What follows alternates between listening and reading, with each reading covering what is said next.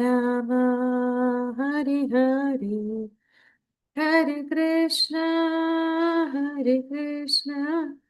ಕೃಷ್ಣ ಕೃಷ್ಣ ಹರಿ ಹರಿ ಹರಿ ರಾಮ ರಾಮ ರಾಮ ಹರಿ ಹರಿ ಹರಿ ಕೃಷ್ಣ ಕೃಷ್ಣ ಕೃಷ್ಣ ಹರಿ ಹರಿ ಹರಿ ರಾಮ ರಾಮ ರಾಮ ಹರಿ ಹರಿ ಹರಿ ಕೃಷ್ಣ ಕೃಷ್ಣ ಕೃಷ್ಣ ಹರಿ ಹರಿ ಹರಿ ರಾಮ ರಾಮ ರಾಮ ಹರಿ ಹರಿ ಹರಿ ಕೃಷ್ಣ ಕೃಷ್ಣ ಕೃಷ್ಣ ಹರಿ ಹರಿ ಹರಿ ರಾಮ ರಾಮ ರಾಮ ಹರಿ ಹರಿ ಹರಿ ಕೃಷ್ಣ ಕೃಷ್ಣ ಕೃಷ್ಣ ಹರಿ ಹರಿ ಹರಿ ರಾಮ ರಾಮ ರಾಮ ಹರಿ ಹರಿ ಓಂ ಅಜ್ಞಾನತಿಮಿರಾಂಧಸ್ಯ ಜ್ಞಾನಾಂಜನಶಲಾಕಯ ಚಕ್ಷುರುನ್ಮಿಲಿತಂ ಯೇನ ತಸ್ಮೈ ಶ್ರೀಗುರುವೇ ನಮಃ ಶ್ರೀಚೈತನ್ಯಮನೋಭೀಷ್ಟಂ ಸ್ಥಾಪಿತಂ ಯೇನ ಭೂತಲೆ ಸ್ವಯಂ ರೂಪಃ ಕದಾ ಮಹ್ಯಂ ದದಾತಿ ಸ್ವಪದಾಂತಿಕಂ ವಂದೇಹಂ ಶ್ರೀಗುರು ಶ್ರೀಯುತಪದಕಮಲಂ ಶ್ರೀಗುರುನ್ ವೈಷ್ಣವಾಂಶ ಶ್ರೀರೂಪಂ ಸಾಗ್ರಜಾತಂ ಸಹಗಣ ರಘುನಾಥಾನ್ವಿತಂ ತಂ ಸಜೀವಂ ಸಾದ್ವೈತಂ ಸಾವಧೂತಂ ಪರಿಜನಸಹಿತಂ ಕೃಷ್ಣಚೈತನ್ಯದೇವಂ ಶ್ರೀರಾಧಾಕೃಷ್ಣಪಾದಾನ್ ಸಹಗಣ ಲಲಿತಾ ಶ್ರೀವಿಶಾಖಾನ್ವಿತಾಂಶ ಹೇ ಕೃಷ್ಣ ಕರುಣಾ ಸಿಂಧು ದೀನಬಂಧು ಜಗತ್ಪತೆ ಗೋಪೀಶ ಗೋಪಿಕಾಕಾಂತ ರಾಧಾಕಾಂತ ನಮೋಸ್ತುತೆ ತಪ್ತ ಕಾಂಚನ ಗೌರಾಂಗಿ ರಾಧೆ ವೃಂದಾವನೇಶ್ವರಿ ವೃಷಭಾನುಸುತೆ ದೇವಿ ಪ್ರಣಮಾಮಿ ಹರಿಪ್ರಿಯೆ ವಾಂಛಾ ಕಲ್ಪತರುಶ್ಚ ಕೃಪಾ ಸಿಂಧುಭ್ಯ ಏವ ಚ ಪತಿತನಾಂ ಪಾವನೇಭ್ಯೋ ವೈಷ್ಣವೇಭ್ಯೋ ನಮೋ ನಮಃ ನಮೋ ಓಂ ವಿಷ್ಣುಪಾದಾಯ ಕೃಷ್ಣಪ್ರೇಷ್ಠಾಯ ಭೂತಲೆ ಶ್ರೀಮತಿ ಭಕ್ತಿವೇದಾಂತ ಸ್ವಾಮಿನಿತಿ ನಾಮಿನಿ ನಮಸ್ತೆ ಸರಸ್ವತಿ ದೇವಿ ಗೌರವಾಣಿ ಪ್ರಚಾರಿಣಿ ನಿರ್ವಿಶೇಷ ಶೂನ್ಯವಾದಿ ಪಾಶ್ಚಾತ್ಯ ದೇಶತಾರಿಣಿ ಜಯ ಶ್ರೀ ಕೃಷ್ಣ ಚೈತನ್ಯ ಪ್ರಭು ನಿತ್ಯಾನಂದ ಶ್ರೀ ದ್ವೈತ ಗದಾಧರ ಶ್ರೀವಾಸಾದಿ ಗೌರ ಭಕ್ತ ವೃಂದ ಹರೇ ಕೃಷ್ಣ ಕೃಷ್ಣ ಕೃಷ್ಣ ಹರೇ ಹರೇ ಹರೇ ರಾಮ ರಾಮ ರಾಮ ಹರೇ ಹರೇ. ಹರೇ ಕೃಷ್ಣ. ಎಲ್ಲರಿಗೂ ಶ್ರೀ ಶ್ರೀ ರಾಧಾ ಗೋವಿಂದ. ಮಂಗಳೂರು ಇಸ್ಕಾನ್ ದೇವಸ್ಥಾನದ ವತಿಯಿಂದ ನಾಮನಿಷ್ಠ ಪ್ರಭುಗಳು ಆಯೋಜಿಸಿರುವ 3ನೇ ಹಂತದ ಒಂದು ಈಶೋಪನಿಷತ್ತು ಕಲಿಕೆಗೆ ಎಲ್ಲರಿಗೂ ಸ್ವಾಗತ. ಇವತ್ತು ಮಂತ್ರ 4 ನಾವು ನೋಡ್ಲಿಕ್ಕಿದ್ದೇವೆ. ಹರೇ ಕೃಷ್ಣ.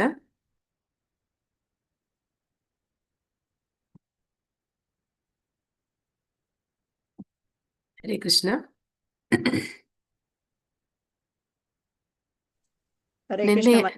ಹರೇ ಕೃಷ್ಣ ಮಾತಾಜಿ.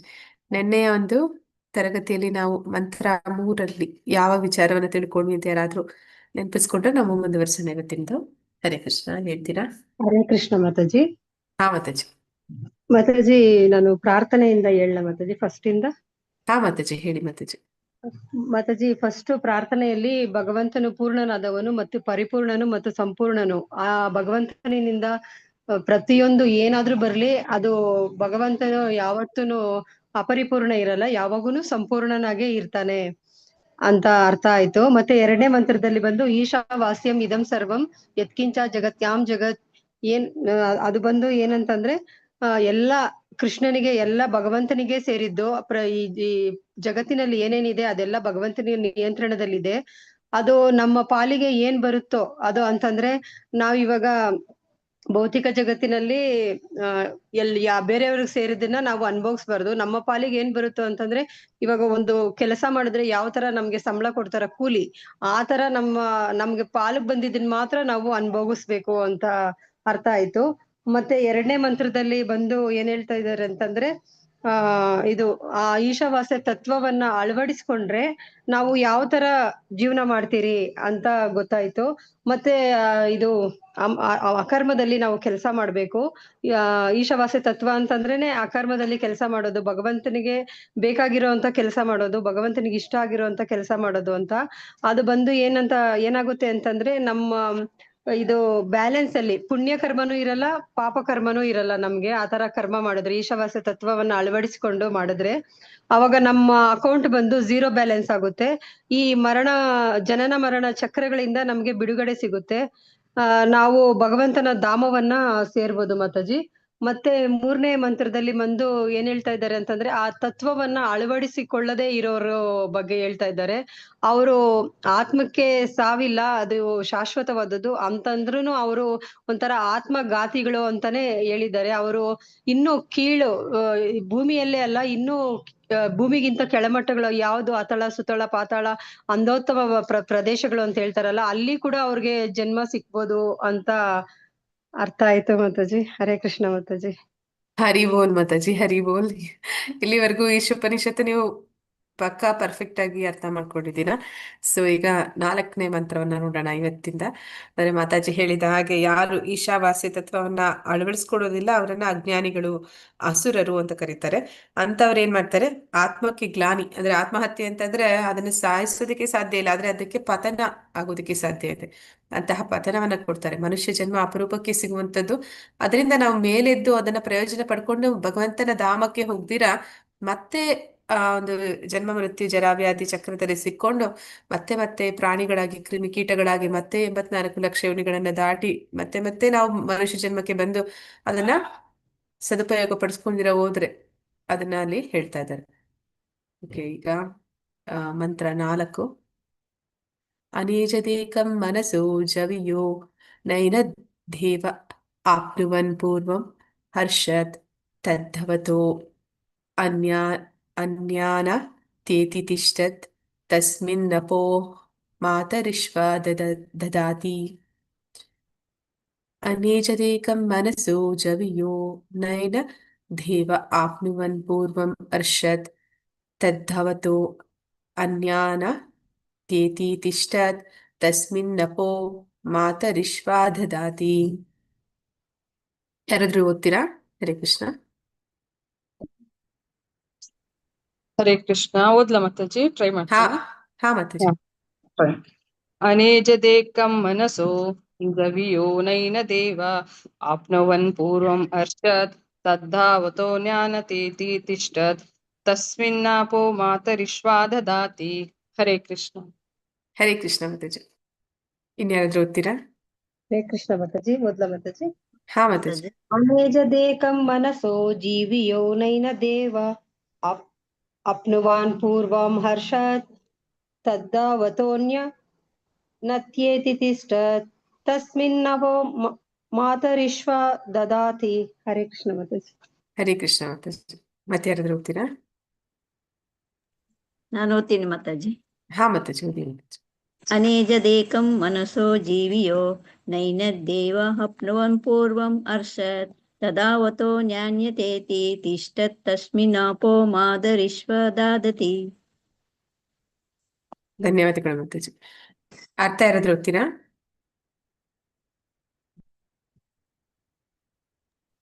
ಓದ್ತೀನಿ ಮಾತಾಜಿ. ಹಾ ಮಾತಾಜಿ. ಅನೇಜತ್ ಅಚಲವು ಏಕಂ ಒಂದು ಸಾರಿ ಸಾರಿ ಮಾತಾಜಿ, 1 ನಿಮಿಷ ಗೊತ್ತಾಯ್ತು. ಕೃಷ್ಣ.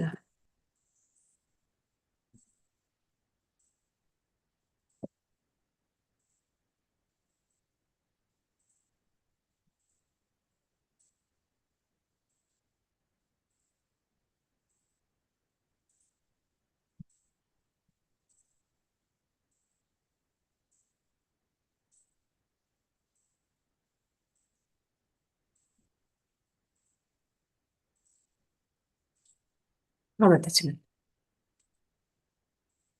ಇನ್ ಸ್ವಲ್ಪ ಕೆಳಗಡೆ ಬರ್ಬೇಕು ಮಾತಾಜಿ. ಅಣ್ಣ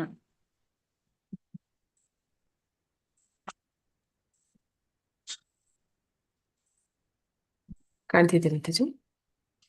ಅನೇಜತ್ ಅಚಲವ್ ಏಕಂ ಒಂದು ಮಾನಸ ಮನಸ್ಸಿಗಿಂತ ಜವಿಯ ವೇಗವುಳ್ಳದ್ದು ನಾ ಇಲ್ಲ ಏನತ್ ಪರಮಪ್ರಭುವನ್ನು ದೇವ ಇಂದ್ರನಂತ ದೇವತೆಗಳು ಅಪ್ನುವಂ ತಲುಪಬಹುದು ಪೂರ್ವಂ ಮುಂದೆ ಹರ್ಷತ್ ವೇಗವಾಗಿ ಚಲಿಸುತ್ತಾ ತತ್ ಅವನು ಧಾವತ ಓಡುತ್ತಿರುವವರು ಅನ್ಯಾನ್ ಇತರರನ್ನು ಅರ್ಥೈತಿ ದಾಟುತ್ತದೆ ತಿಷ್ಟತ್ ಒಂದು ಸ್ಥಳದಲ್ಲಿ ಇದ್ದುಕೊಂಡೆ ತಸ್ಮಿನ್ ಅವನಲ್ಲಿ ಆಪ ಮಳೆ ಮಾತರಿಶ್ವ ಗಾಳಿ ಮಳೆಗಳನ್ನು ನಿಯಂತ್ರಿಸುವ ದೇವತೆಗಳು ದದಾತಿ ಒದಗಿಸುತ್ತದೆ.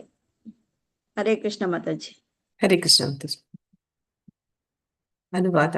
ತನ್ನ ಧಾಮದಲ್ಲಿ ಅಚಲವಾಗಿದ್ದರೂ ದೇವೋತ್ತಮ ಪರಮಪುರುಷನು ಮನಸ್ಸಿಗಿಂತಲೂ ವೇಗವುಳ್ಳವನು ಮತ್ತು ಓಡುತ್ತಿರುವ ಇತರ ಎಲ್ಲರನ್ನೂ ಹಿಂದೆ ಹಾಕಬಲ್ಲನು.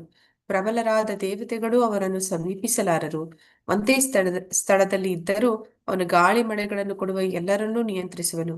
ಅವನು ಶ್ರೇಷ್ಠತೆಯಲ್ಲಿ ಎಲ್ಲರನ್ನೂ ಮೀರಿಸುತ್ತಾನೆ. ಅಂದ್ರೆ ಈಗ ನಾವು ಪೂರ್ಣಮದಂ ಪೂರ್ಣಮಿದಂ ಒಂದು ಪ್ರಾರ್ಥನೆ ಮೊದಲಿಗೆ ಬರುವಂತಹ ಮಂತ್ರ ಏನಿದೆ ಅದು ನಮಗೆ ಭಗವಂತನ ಬಗ್ಗೆ ತಿಳಿಸ್ಕೊಡುವಂಥದ್ದು. ಅಂದ್ರೆ ಪರಿಪೂರ್ಣ ಭಗವಂತ ಅಂದ್ರೆ ಯಾರು ಅಂತಂದ್ರೆ ಅವನು ಪರಿಪೂರ್ಣ, ಅವನಲ್ಲಿ ಎಲ್ಲಾ ಒಂದು ಏನಂತ ಹೇಳ್ತಾರೆ ಐಶ್ವರ್ಯಗಳು ಭಗಗಳು ಇದೆ. ಆ ಭಗವಂತನ ಒಂದು ವಿಚಾರವನ್ನ ಈಗ ತಿಳಿಸ್ಕೊಡ್ತಾ ಇದ್ದಾರೆ. ನಾವು ಈಶಾವಾಸ್ಯದ ಬಗ್ಗೆ ತಿಳ್ಕೊಂಡ್ವಿ, ಈಗ ಭಗವಂತನ ಗುಣಗಳ ಬಗ್ಗೆ ತಿಳ್ಕೊತಾ ಇದೀವಿ ಈ ಒಂದು 4ನೇ ಮಂತ್ರದಲ್ಲಿ.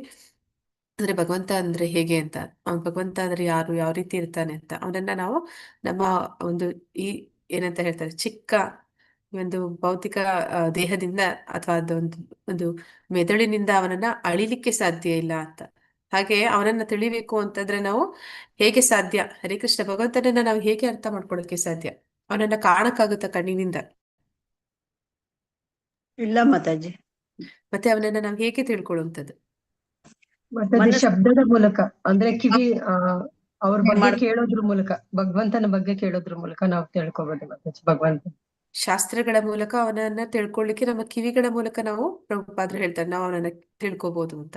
ಹಾಗೆ ತಿಳ್ಕೊಬೇಕು ಅಂದ್ರೂ ಕೂಡ ಕೇಳಿದ್ರೆ ಜ್ಞಾನ ಮಾತ್ರ ಅಷ್ಟೇ ಸಿಗ್ಬೋದೇ ಹೊರತು ಮತ್ತೆ ನಾವು ಆ ಒಂದು ಊಹೆ ಮಾಡ್ಲಿಕ್ಕೆ ಸಾಧ್ಯ ಇಲ್ಲ. ನಮ್ಮ ಒಂದು ಮೆದುಳಿನಿಂದ ಅವನನ್ನ ಹೀಗಿದ್ದಾನೆ ಅಂತ ನಾವು ಊಹಿಸ್ಲಿಕ್ಕೆ ಸಾಧ್ಯ ಇಲ್ಲ.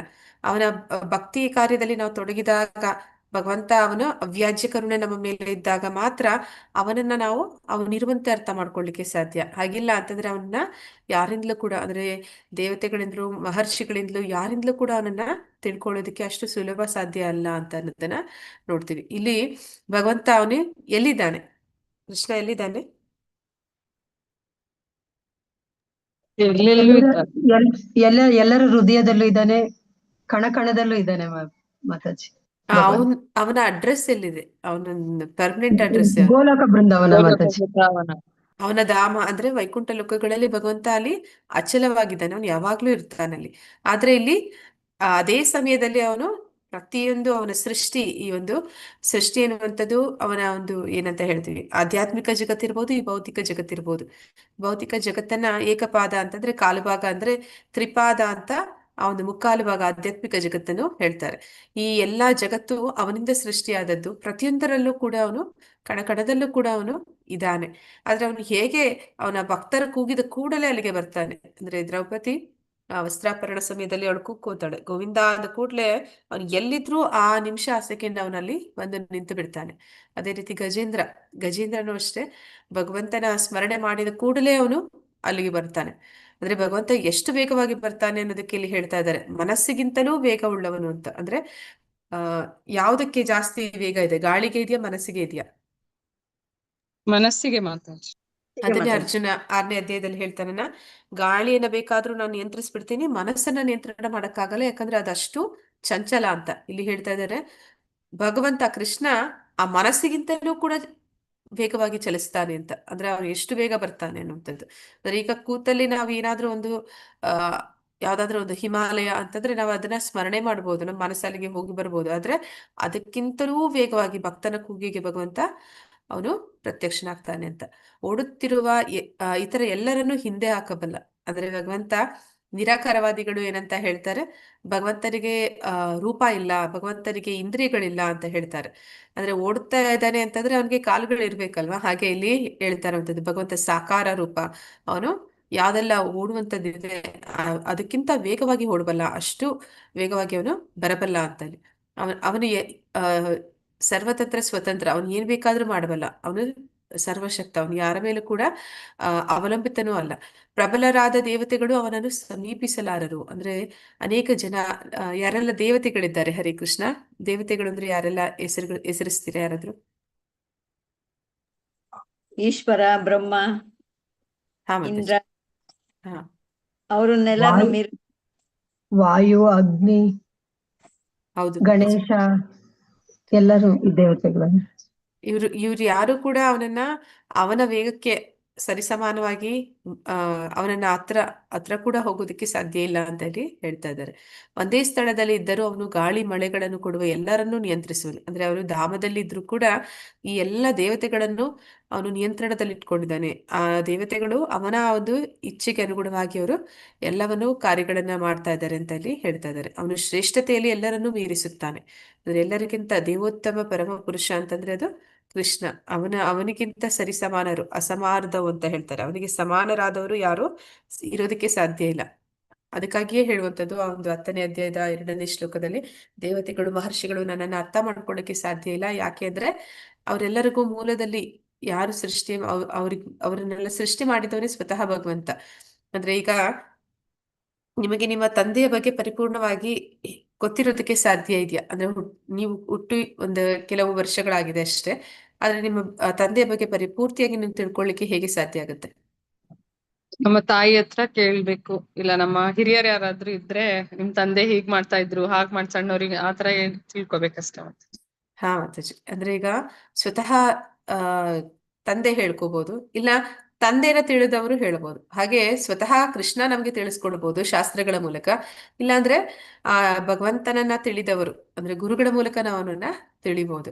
ಹಾಗೆ ಇಲ್ದಿರ ನಾವು ಭಗವಂತನನ್ನ ಪರಿಪೂರ್ಣವಾಗಿ ಯಾರೂ ಅರ್ಥ ಮಾಡ್ಕೊಳ್ಳಿಕ್ ಸಾಧ್ಯ ಇಲ್ಲ. ಯಾಕಂದ್ರೆ ಅವನು ಎಲ್ಲದರ ಒಂದು ಸೃಷ್ಟಿಯ ಮೂಲ ಅವನು. ಆ ಕಾರಣದಿಂದ ಇಲ್ಲಿ ಹೇಳ್ತಾ ಇದ್ದಾರೆ ಅವನನ್ನ ಶ್ರೇಷ್ಠತೆಯಲ್ಲಿ ಯಾರು ಕೂಡ ಮೀರಿಸೋದಕ್ಕೆ ಸಾಧ್ಯ ಇಲ್ಲ ಅಂತ. ಇಲ್ಲಿ ನಾವು ಭಗವಂತನ ಲಕ್ಷಣಗಳನ್ನ ತಿಳಿತಾ ಇದೀವಿ ಈ ಒಂದು ಮಂತ್ರದಲ್ಲಿ. ಭಾವಾರ್ಥ ಪ್ರಭುಪಾದರಿಂದ ಪ್ರಭುಪಾದರಿಗೆ ಜಯವಾಗ್ಲಿ. ಯಾರಾದ್ರೂ ಓದ್ತೀರಾ? ಓದ್ತೀನಿ ಮಾತಾಜಿ. ಹಾ ಮಾತಾಜಿ. ದೇವೋತ್ತಮ ಪರಮ ಪುರುಷನಾದ ಪರಮ ಪ್ರಭುವನ್ನು ಎಂಥ ಶ್ರೇಷ್ಠ ತತ್ವಜ್ಞಾನಿಯೇ ಆದರೂ ಊಹಾಪೋಹದಿಂದ ಅರಿಯಲು ಸಾಧ್ಯವಿಲ್ಲ. ಅವನನ್ನು ಅವನ ಭಕ್ತರು ಅವನ ಕೃಪೆಯಿಂದ ಮಾತ್ರ ಅರಿಯಲು ಸಾಧ್ಯ. ಒಬ್ಬ ಭಕ್ತನಲ್ಲದ ತತ್ವಜ್ಞಾನಿಯು ಮನೋವೇಗದಲ್ಲಿ 100 ವರ್ಷಗಳ ಕಾಲ ಪ್ರಯಾಣ ಮಾಡಿದರೂ ಆಗಲೂ ಅವನಿಗೆ ಪರಮ ಸತ್ಯವನ್ನು ತುಂಬಾ ದೂರವೆಂದು ಕಾಣುತ್ತಾನೆಂದು ಬ್ರಹ್ಮ ಸಂಹಿತೆಯಲ್ಲಿ ಹೇಳಿದೆ. ಈಶೋಪನಿಷತ್ತಿನಲ್ಲಿ ಹೇಳಿರುವಂತೆ ದೇವೋತ್ತಮ ಪರಮ ಪುರುಷನು ಕೃಷ್ಣ ಲೋಕವೆಂಬ ತನ್ನ ದಿವ್ಯ ಧಾಮದಲ್ಲಿ ತನ್ನ ಲೀಲೆಗಳಲ್ಲಿ ತೊಡಗಿದ್ದಾನೆ. ಆದರೂ ತನ್ನ ಅಂಚಿತ್ಯ ಶಕ್ತಿಗಳಿಂದಾಗಿ ಅವನು ಏಕಕಾಲದಲ್ಲಿ ತನ್ನ ಸೃಷ್ಟಿ ಶಕ್ತಿಯ ಎಲ್ಲಾ ಭಾಗವನ್ನು ತಲುಪಬಲ್ಲನು. ವಿಷ್ಣು ಪುರಾಣದಲ್ಲಿ ಅವನ ಅಗ್ನಿಯು ಒಂದು ಸ್ಥಳದಲ್ಲಿದ್ದರೂ ತನ್ನ ಒಂದ್ ನಿಮಿಷ ಮಾತಾಜಿ. ಆ ಮಾತಾಜಿ, ವಿಷ್ಣು ಪುರಾಣದಲ್ಲಿ ಇಲ್ಲಿದೆ ಅವನ ಶಕ್ತಿಗಳನ್ನು. ವಿಷ್ಣು ಪುರಾಣದಲ್ಲಿ ಅವನ ಶಕ್ತಿಗಳನ್ನು ಅಗ್ನಿಯಿಂದ ಹೊರಹೊಮ್ಮುವ ಶಾಖ ಬೆಳಕುಗಳಿಗೆ ಹೋಲಿಸಲಾಗಿದೆ. ಅಗ್ನಿಯು ಒಂದು ಸ್ಥಳದಲ್ಲಿದ್ದರೂ ತನ್ನ ಬೆಳಕು ಶಾಖಗಳನ್ನು ಎಲ್ಲಾ ಕಡೆ ಪಸರಿಸುವಂತೆ ದೇವೋತ್ತಮ ಪರಮ ಪುರುಷನು ತನ್ನ ದಿವ್ಯ ಧಾಮದಲ್ಲಿದ್ದುಕೊಂಡೇ ತನ್ನ ನಾನಾ ಶಕ್ತಿಗಳನ್ನು ಎಲ್ಲಾ ಕಡೆ ಪಸರಿಸಬಲ್ಲನು. ಹರೇ ಕೃಷ್ಣ ಮಾತಾಜಿ. ಹರೇ ಕೃಷ್ಣ ಮಾತಾಜಿ. ಇಲ್ಲಿ ಭಗವಂತನ ಒಂದು ಗುಣಗಳನ್ನ ಹೇಳ್ತಾ ಇದ್ದಾರೆ. ಭಗವಂತ ಅಂದ್ರೆ ಹೇಗೆ ಅಂತ. ಭಗವಂತನನ್ನ ಯಾರಿಂದಲೂ ಕೂಡ ಅದನ್ನ ಹೇಳಿದಾಗೆ ಆ ಸಣ್ಣ ಮೆದುಳಿನಿಂದ ಅವನನ್ನ ಅರ್ಥ ಮಾಡ್ಕೊಳ್ಳಿಕ್ಕೆ, ಅಂದ್ರೆ ನಾವು ವೇದಗಳನ್ನ ಶಾಸ್ತ್ರಗಳನ್ನ ತಿಳಿದಿದ್ರು ಕೂಡ ತತ್ವಜ್ಞಾನಿಗಳು ಅಂದ್ರೆ ವೇದಗಳನ್ನ ತಿಳಿದಂತವ್ರು ಅಂತವ್ರು ಕೂಡ ಅವರು ವೇದಾಧ್ಯಯನ ಮಾಡಿದ ಕೂಡಲೇ ಭಗವಂತನನ್ನ ಸಾಕ್ಷಾತ್ಕರಿಸ್ಕೊಳ್ಳಿಕ್ಕೆ ಸಾಧ್ಯ ಇದೆಯಾ? ಹರೇ ಕೃಷ್ಣ. ಜ್ಞಾನಿಗಳಿಂದ ಇಲ್ಲ ಮಾತಾಜಿ. ಭಗವಂತನನ್ನ ತಿಳಿಬೇಕಂದ್ರೆ ನಮ್ಗೆ ಏನು ಬೇಕು? ಆ ಒಂದು ಭಕ್ತಿಯ ಗುರುಗಳು ಬೇಕು ಮಾತಾಜಿ.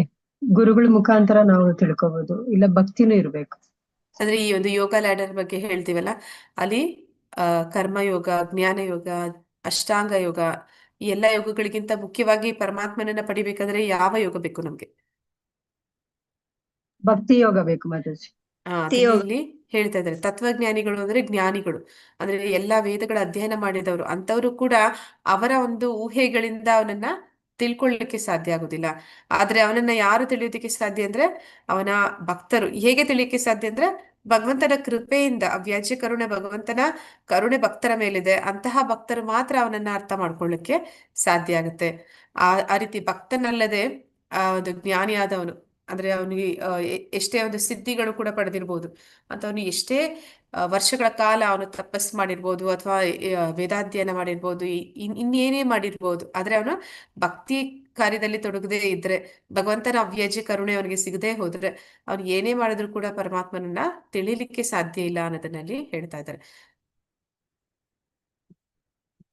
ಭಗವಂತ ದೇವೋತ್ತಮ ಪರಮ ಪುರುಷ, ಅವನು ತನ್ನ ಧಾಮದಲ್ಲಿ ಸದಾ ಲೀಲೆಗಳಲ್ಲಿ ತೊಡಗಿರ್ತಾನೆ. ಅಂದ್ರೆ ಭಗವಂತನ ಲೀಲೆಗಳು ಅದು ಯಾವಾಗ್ಲೂ ಜರುಗ್ತಾ ಇರುತ್ತೆ ಒಂದು ಗೋಲೋಕ ವೃಂದಾವನದಲ್ಲಿ. ಆದ್ರೂ ಕೂಡ ಅವನು ಅದೇ ಸಮಯದಲ್ಲಿ ಅವನು ಹೇಗೆ ಎಲ್ಲಾ ಕಡೆ ಇರೋದಕ್ಕೆ ಸಾಧ್ಯ ಅಂತಂದ್ರೆ ಅದು ಅವನ ಅಚಿಂತ್ಯ ಶಕ್ತಿಗಳಿಂದ ಅಂತ ಇಲ್ಲಿ ಹೇಳ್ತಾ ಇದ್ದಾರೆ. ಭಗವಂತನಿಗೆ ಯಾವ್ದೆಲ್ಲ ಶಕ್ತಿಗಳಿದೆ? ಹರೇ ಕೃಷ್ಣ.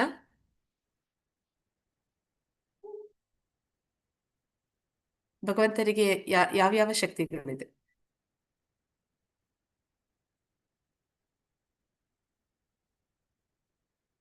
ನೀವು ಇದು ಭಗವದ್ಗೀತೆಯಲ್ಲಿ ಓದಿದ್ದೀರಿ. ನಾವು ಭಗವಂತನ ಯಾವ ಶಕ್ತಿ? ಹರೇ ಕೃಷ್ಣ. ನೀವೇ ಹೇಳಿ ಮಾತಾಜಿ, ಗೊತ್ತಿಲ್ಲ. ಮರ್ತಿದ್ದೀರಾ ಅಷ್ಟೇ ಮಾತಾಜಿ. ಅಂದ್ರೆ ಅಂತರಂಗ ಶಕ್ತಿ, ಬಹಿರಂಗ ಶಕ್ತಿ, ತಟಸ್ಥ ಶಕ್ತಿ ಕೇಳಿದ್ದೀರಿ ಇಲ್ವಾ? ಹೌದು ಹೌದು ಮಾತಾಜಿ. ಮಾತಾಜಿ, ಹಾ, ಮತ್ತೆ ನಾವ್ ಯಾವ ಶಕ್ತಿಗೆ ಬರ್ತೀವಿ? ಬಹಿರಂಗ ಶಕ್ತಿ. ಬಹಿರಂಗ ಶಕ್ತಿ. ಬಹಿರಂಗ. ನಾವು ಅಂತರಂಗ ಶಕ್ತಿಗೂ ಹೋಗ್ಬೋದು, ಬಹಿರಂಗ ಶಕ್ತಿಗೂ ಹೋಗ್ಬೋದು. ಆದ್ರೆ ನಾವು ಜೀವಾತ್ಮಗಳು ಯಾವಾಗ್ಲೂ ತಟಸ್ಥ ಶಕ್ತಿ ಅಂತ ಹೇಳ್ತಾರೆ. ಅಂದ್ರೆ ಅವರು ಆ ಆಧ್ಯಾತ್ಮಿಕ ಜಗತ್ತಿಗೆ ಮುಕ್ತಿ ಪಡೆದ್ರು ಅಂದ್ರೆ ಆ ಒಂದು ಅಂತರಂಗ ಶಕ್ತಿಯ ಒಂದು ಆಧಿಪತ್ಯಕ್ಕೆ ಬರ್ತಾರೆ. ಅಥವಾ ಬಂಧನದಲ್ಲಿ, ಮಹಾಮಾಯೆಯ ಬಂಧನದಲ್ಲಿ ಸಿಲುಕಿದ್ರೆ ಅವರು ಈ ಒಂದು ಬಹಿರಂಗ ಶಕ್ತಿಗೆ ಬರ್ತಾರೆ. ಆದ್ರೆ ಇಲ್ಲಿ ಹೇಳ್ತಾ ಇದ್ದಾರೆ, ಭಗವಂತ ಏಕಕಾಲದಲ್ಲಿ ಅವನು ಎಲ್ಲಾ ಕಡೆ ಇರೋದಕ್ಕೆ ಹೇಗೆ ಸಾಧ್ಯ ಅಂತಂದ್ರೆ ಅವನ ಶಕ್ತಿಗಳ ಮೂಲಕ ಅವನು ಇರ್ಲಿಕ್ಕೆ ಸಾಧ್ಯ ಅಂತ. ಅಂದ್ರೆ ಅವನು ಅದನ್ನ ಅಂತರಂಗ ಶಕ್ತಿ ಅಂತಂದ್ರೆ ಅಲ್ಲಿ 3 ರೀತಿಯ ಒಂದು ವಿಷಯಗಳನ್ನ ಹೇಳ್ತಾರೆ. ಸಚ್ಚಿದಾನಂದ, ಅದನ್ನೇ ಏನಂತ ಕರೀತಾರೆ ಅಂದ್ರೆ ಸಂವಿತ್, ಸಂಧಿನಿ, ಆಹ್ಲಾದಿನಿ ಅಂತ ಹೇಳ್ತಾರೆ. ಸಂವಿತ್, ಸಂಧಿನಿ, ಆಹ್ಲಾದಿನಿ ಅಂದ್ರೆ ಶಾಶ್ವತ ಶಾಶ್ವತತೆ ಅನ್ನುವಂಥದ್ದು, ಇನ್ನೊಂದು ಪೂರ್ಣ ಜ್ಞಾನ ಅನ್ನುವಂಥದ್ದು, ಇನ್ನೊಂದು ಆನಂದವನ್ನು ನೀಡುವಂಥದ್ದು. ಇವು ಅಂತರಂಗ ಶಕ್ತಿಗಳು, ಅವನ ಒಂದು ಆಧ್ಯಾತ್ಮಿಕ ಜಗತ್ತಿನಲ್ಲಿ ಇರುವಂತಹ ಶಕ್ತಿಗಳು. ಅದೇ ರೀತಿ ಭೌತಿಕ ಜಗತ್ತಿನಲ್ಲಿ ಅವನು ಮಹಾಮಾಯೆಯ ಒಂದು ಆಧಿಪತ್ಯದಲ್ಲಿ, ಈ ಒಂದು ನಿಯಂತ್ರಣದಲ್ಲಿ ಈ ಒಂದು ಭೌತಿಕ ಜಗತ್ತನ್ನ ಅವನು ನಡೆಸ್ತಾ ಇದ್ದಾನೆ. ಇಲ್ಲಿ ಕೂಡ ಭೌತಿಕ ಶಕ್ತಿಗಳು ಅಂತಂದ್ರೂ ಕೂಡ ಅಲ್ಲಿ ಕೂಡ 3 ರೀತಿಯ ಶಕ್ತಿಗಳು ಬರುತ್ತೆ ಬಹಿರಂಗ ಶಕ್ತಿಯಲ್ಲಿ. ಯಾವುದು ಆ 3 ರೀತಿಯ ಶಕ್ತಿಗಳು? ಹರೇ ಕೃಷ್ಣ. ಇದು ಕೂಡ ನಿಮ್ಗೆ ಗೊತ್ತಿದೆ.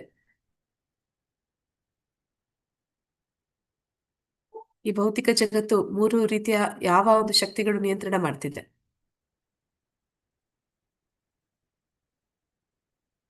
ಸತ್ವಗುಣ, ರಜಗುಣ, ತಮೋಗುಣ. ಇವುಗಳು ಕೂಡ ಭಗವಂತನ ಬಹಿರಂಗ ಶಕ್ತಿಗಳು. ಈ ಶಕ್ತಿಗಳು ಈ ಭೌತಿಕ ಜಗತ್ತಿನ ಒಂದು ನಿಯಂತ್ರಣವನ್ನ ಮಾಡ್ತಿದೆ. ಹೀಗೆ ಭಗವಂತನ ಶಕ್ತಿಗಳೇ ಆಧ್ಯಾತ್ಮಿಕ ಜಗತ್ತನ್ನು, ಭೌತಿಕ ಜಗತ್ತನ್ನು, ನಾವೆಲ್ಲರೂ ಕೂಡ ತಟಸ್ಥ ಶಕ್ತಿಯಾದ ಕಾರಣ ಜೀವಾತ್ಮಗಳು ಕೂಡ ಭಗವಂತನ ವಿಭಿನ್ನ ಅಂಶಗಳು. ಹೀಗೆ ಎಲ್ಲರ ಈ ಶಕ್ತಿಗಳ ಮೂಲಕ ಅವನು ಈ ಸೃಷ್ಟಿಯ ಎಲ್ಲಾ ಭಾಗದಲ್ಲೂ ಕೂಡ ಅವನು ತಲುಪಬಲ್ಲ. ಅಂದ್ರೆ ಪ್ರತಿಯೊಂದು ಅಣು, ರೇಣು, ತೃಣಕಾಷ್ಟದಲ್ಲಿ ಭಗವಂತ ಅವನಿದ್ದಾನೆ, ಒಂದೊಂದು ಕಣಕಣದಲ್ಲಿ ಅವನಿದ್ದಾನೆ. ಹೀಗೆ ಅವನು ಒಂದೇ ಸಮಯದಲ್ಲಿ ತನ್ನ ಧಾಮದಲ್ಲೂ ಲೀಲೆಗಳನ್ನ ಮಾಡ್ತಾನೆ, ಅದೇ ಸಮಯದಲ್ಲಿ ಎಲ್ಲಾ ಲೋಕಗಳಲ್ಲೂ, ಎಲ್ಲಾ ಸಂದರ್ಭದಲ್ಲೂ, ಎಲ್ಲಾ ಸಮಯದಲ್ಲೂ ಅವನು ಇದ್ದಾನೆ. ಇದು ಅಚಿಂತ್ಯ ಭೇದ ಅಭೇದ ತತ್ವ ಅಂತ ಹೇಳ್ತಾರೆ. ಅಂದ್ರೆ ನಮ್ಮ ಆ ಈ ಒಂದು ಸಣ್ಣ ಮೆದುಳಿಗೆ ಎಟಕದೇ ಇರುವಂತದ್ದು. ಆ ಎಟಕ್ಲಿಲ್ಲ ಅಂದಿದ್ ಮಾತ್ರಕ್ಕೆ ಅದು ವಾಸ್ತವದಲ್ಲಿ ಇಲ್ಲ ಅಂತಲ್ಲ, ಇದೆ. ಆದ್ರೆ ಅದನ್ನ ನಾವು ಗ್ರಹಿಸ್ಲಿಕ್ಕೆ ನಮಗೆ ಅಷ್ಟು ಶಕ್ತಿ ಇಲ್ಲ, ನಮಗೆ ಅಷ್ಟೊಂದು ಶಕ್ತಿ, ಭಗವಂತನನ್ನ ತಿಳಿಯುವಷ್ಟು ಶಕ್ತಿ ಇಲ್ಲ ಅನ್ನುವಂಥದ್ದನ್ನ ಹೇಳ್ತಾ ಇದ್ದಾರೆ. ವಿಷ್ಣು ಪುರಾಣದಲ್ಲಿ ಕೂಡ ಅವನ ಶಕ್ತಿಗಳನ್ನ ಯಾವ್ದಕ್ಕೆ ಹೋಲಿಸ್ತಾ ಇದ್ದಾರೆ? ಒಂದು ಸಾದೃಶ್ಯ ಕೊಡ್ತಾ ಇದ್ದಾರೆ, ಹೋಲಿಕೆ ಕೊಡ್ತಾ ಇದ್ದಾರೆ. ಏನಂತಂದ್ರೆ ಬೆಂಕಿ, ಅಗ್ನಿ, ಅದಕ್ಕೆ 2 ಶಕ್ತಿಗಳಿದೆ. ಒಂದು ಬೆಳಕು, ಇನ್ನೊಂದು ಶಾಖ. ಒಂದು ಕಡೆ ಬೆಂಕಿ ಇದೆ ಅಂದ್ರೆ ಅದು ಬೆಳಕನ್ನು ಕೊಡುತ್ತೆ, ಮತ್ತೆ ಶಾಖವನ್ನು ಕೂಡ ಕೊಡುತ್ತೆ. ಅದೇ ರೀತಿ ಭಗವಂತ ಅವನು ಧಾಮದಲ್ಲಿದ್ದಾಗ್ಲೂ ಕೂಡ ಅವನು ಈ ಒಂದು ತಟಸ್ಥ ಶಕ್ತಿ, ಬಹಿರಂಗ ಶಕ್ತಿ ಮತ್ತೆ ಅಂತರಂಗ ಶಕ್ತಿ ಇವೆಲ್ಲವೂ ಕೂಡ ಅವನಿಂದ ಹೊರ ಹೊಮ್ತಾ ಇರುವಂತದ್ದು. ಈ ಎಲ್ಲ ಶಕ್ತಿಗಳ ಮೂಲಕ ಅವನು ಎಲ್ಲ ಕಡೆ ಅದೇ ಸಮಯದಲ್ಲಿ ಅವನು ಇರ್ಲಿಕ್ಕೆ ಸಾಧ್ಯ ಅಂತ. ಆದ್ರೆ ಸೂರ್ಯ ಎಷ್ಟು ದೂರ ಇದ್ದಾನೆ ಭೂಮಿಗಿಂತ? ಸಹಸ್ರಾರು ಮೈಲಿಗಳ ದೂರ ಇದ್ದಾನೆ, ಹೌದಲ್ವಾ? ಹೌದು ಹೌದು ಮಾತಾಜಿ. ಮಾತಾಜಿ, ಹೌದು ಮಾತಾಜಿ. ಅವನು ಅಗ್ನಿಯಲ್ಲಿ ಉರಿತಿದೆ, ಆದ್ರೆ ಅಲ್ಲಿಂದ ನಮ್ಗೆ ಏನ್ ಸಿಗ್ತಿದೆ? ಬೆಳಕು ಸಿಗ್ತಿದೆ, ಶಾಖ ಬೆಳಕು. ಸಿಗ್ತಿದೆ. ಅಂದ್ರೆ ಅವನು ಅಷ್ಟು ದೂರದಲ್ಲಿದ್ರು ಕೂಡ ಅವನ ಶಕ್ತಿಗಳು ಅದು ನಮ್ಮ ಹತ್ರಕ್ಕೆ ಬರ್ತಿದೆ. ಹಾಗೆ ಭಗವಂತ ಧಾಮದಲ್ಲಿದ್ದಾನೆ, ವೈಕುಂಠ ಲೋಕದಲ್ಲಿದ್ದಾನೆ, ಆಧ್ಯಾತ್ಮಿಕ ಜಗತ್ತಿನಲ್ಲಿದ್ದಾನೆ. ಆದ್ರೂ ಕೂಡ ಅವನಿಂದ ಬರ್ತಿರುವಂತಹ ಶಕ್ತಿಗಳು, ಈ ಒಂದು ಅಂತರಂಗ ಶಕ್ತಿ, ಬಹಿರಂಗ ಶಕ್ತಿ ಮತ್ತು ತಟಸ್ಥ ಶಕ್ತಿಗಳು, ಅವು ಎಲ್ಲಾ ಒಂದು ಪ್ರದೇಶಗಳನ್ನು ಕೂಡ ಅದು ಆವರಿಸ್ಕೊಂಡಿದೆ. ಆ ಮೂಲಕ ಭಗವಂತ ಎಲ್ಲಾ ಕಡೆ ಇದ್ದಾನೆ ಅನ್ನೋದನ್ನಲ್ಲಿ ಹೇಳ್ತಾ ಇದ್ದಾನೆ. ಹರೇ ಕೃಷ್ಣ. ಯಾರಾದ್ರೂ ಓದಿ.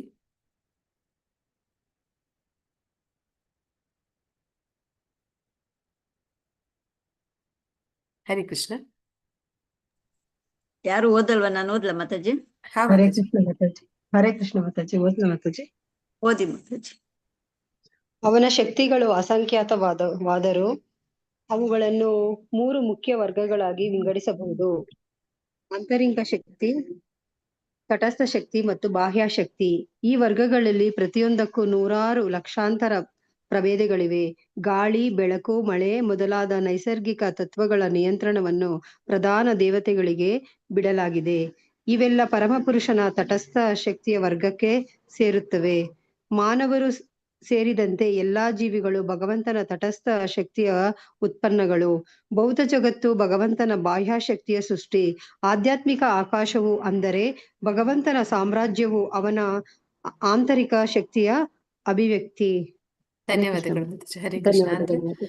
ಈಗಾಗಲೇ ನಾವು ತಿಳ್ಕೊಂಡ ಹಾಗೆ ಭಗವಂತನಲ್ಲಿ ಇರುವಂತಹ 3 ಶಕ್ತಿಗಳ ಬಗ್ಗೆ ಇಲ್ಲಿ ಹೇಳ್ತಾ ಇದ್ದಾರೆ. ಒಂದು ಅಂತರಂಗ ಶಕ್ತಿ, ಇನ್ನೊಂದು ಬಹಿರಂಗ ಶಕ್ತಿ, ಮತ್ತೊಂದು ತಟಸ್ಥ ಶಕ್ತಿ. ಈ ತಟಸ್ಥ ಶಕ್ತಿಯಲ್ಲಿ ನಾವು ಜೀವಿಗಳಾದಂತಹ ಜೀವಾತ್ಮರು ಅಂತಂದ್ರೆ ಇಲ್ಲಿ ಹೇಳ್ತಾ ಇದ್ದಾರೆ, ದೇವತೆಗಳು ಕೂಡ ಜೀವಾತ್ಮರೇ. ಅಂದ್ರೆ ಅವರು ಕೂಡ ತಟಸ್ಥ ಶಕ್ತಿಗೆ ಸೇರಿದಂತವ್ರೆ. ಅಂದ್ರೆ ಭಗವಂತನ ವಿಭಿನ್ನ ಅಂಶಗಳೇ ಅನ್ನೋದನ್ನ ಇಲ್ಲಿ ಹೇಳ್ತಾ ಇದ್ದಾರೆ. ಅಂದ್ರೆ ಭಗವಂತ ಅವರಿಗೆ ವಿಶೇಷ ಒಂದು ಜವಾಬ್ದಾರಿಗಳನ್ನ ಕೊಟ್ಟಿದ್ದಾನೆ. ಅಂದ್ರೆ ಗಾಳಿ, ಬೆಳಕು, ಮಳೆ ಇವೆಲ್ಲವನ್ನು ಕೂಡ ಕೊಡುವಂತಹ ಒಂದು ಕಾರ್ಯ ಅವ್ರಿಗೆ ವಹಿಸಿಕೊಟ್ಟಿದ್ದಾನೆ. ಆದ್ರೂ ಕೂಡ ಅವರು ಕೂಡ ಇಲ್ಲಿ ತಟಸ್ಥ ಶಕ್ತಿಗೆ ಸೇರಿದ್ದಾರೆ. ಅಂದ್ರೆ ನಾವು ಕೂಡ ಭಗವಂತನ ಭಕ್ತರಾಗಿ ಮತ್ತೆ ನಮ್ಮಲ್ಲಿ ಆ ಒಂದು ಭಗವಂತನ ಏನು ಅವನ ಆದೇಶಕ್ಕೆ ಅನುಗುಣವಾಗಿ ವರ್ತಿಸುವಂತಹ ಒಂದು ಗುಣ ನಮ್ಮಲ್ಲಿ ಇದ್ರೆ ಭಗವಂತ ನಮಗೂ ಅಂತಹ ಒಂದು ಜವಾಬ್ದಾರಿಗಳನ್ನ ವಹಿಸ್ಕೊಡ್ಬಹುದು. ಅಂದ್ರೆ ಬ್ರಹ್ಮನವರೆಗೂ ಕೂಡ ನಾವು ಕೂಡ ಆ ಒಂದು ಪದವಿಯನ್ನ ಪಡ್ಕೋಬಹುದು.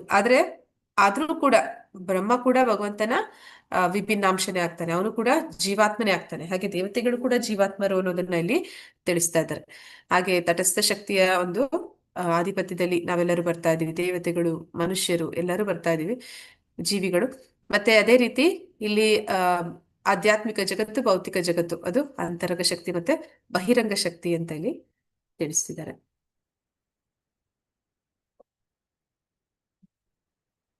ಹರೇ ಕೃಷ್ಣ. ಯಾರಾದ್ರೂ ಮುಂದುವರಿಸಿ.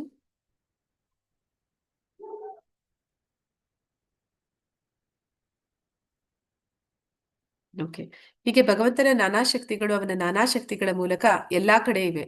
ಭಗವಂತನ ಹಾಗೂ ಅವನ ಶಕ್ತಿಗಳ ನಡುವೆ ಏನೂ ವ್ಯತ್ಯಾಸವಿಲ್ಲದಿದ್ದರೂ ಪರಮಪ್ರಭುವು ನಿರಾಕಾರವಾಗಿ ಎಲ್ಲಾ ಕಡೆ ಇದ್ದಾನೆ ಎಂದಾಗಲಿ, ಅವನು ತನ್ನ ಸಾಕಾರ ಅಸ್ತಿತ್ವವನ್ನು ಕಳೆದುಕೊಳ್ಳುತ್ತಾನೆ ಎಂದಾಗಲಿ ತಪ್ಪಾಗಿ ಭಾವಿಸಬಾರದು. ತಮ್ಮ ತಮ್ಮ ತಿಳುವಳಿಕೆಗೆ ತಕ್ಕಂತೆ ತೀರ್ಮಾನಗಳಿಗೆ ಬರುವುದು ಜನರ ರೂಢಿ. ಆದರೆ ಪರಮಪ್ರಭು ನಮ್ಮ ಸೀಮಿತ ತಿಳುವಳಿಕೆಗೆ ಮೀರಿದವನು.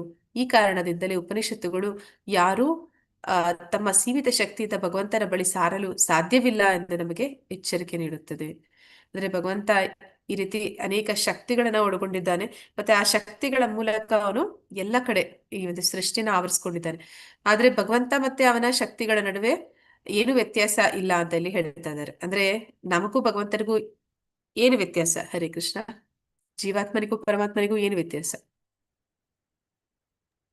ಭಗವಂತ ವಿಭು ಮಾತಾಜಿ, ನಾವು ಅಣು. ನಾವು ಭಗವಂತ ಸಮುದ್ರ ಅಂತಂದ್ರೆ ಅದ್ರಲ್ಲಿರೋದು ಒಂದು ಹನಿ ಮಾತ್ರ ನಾವು.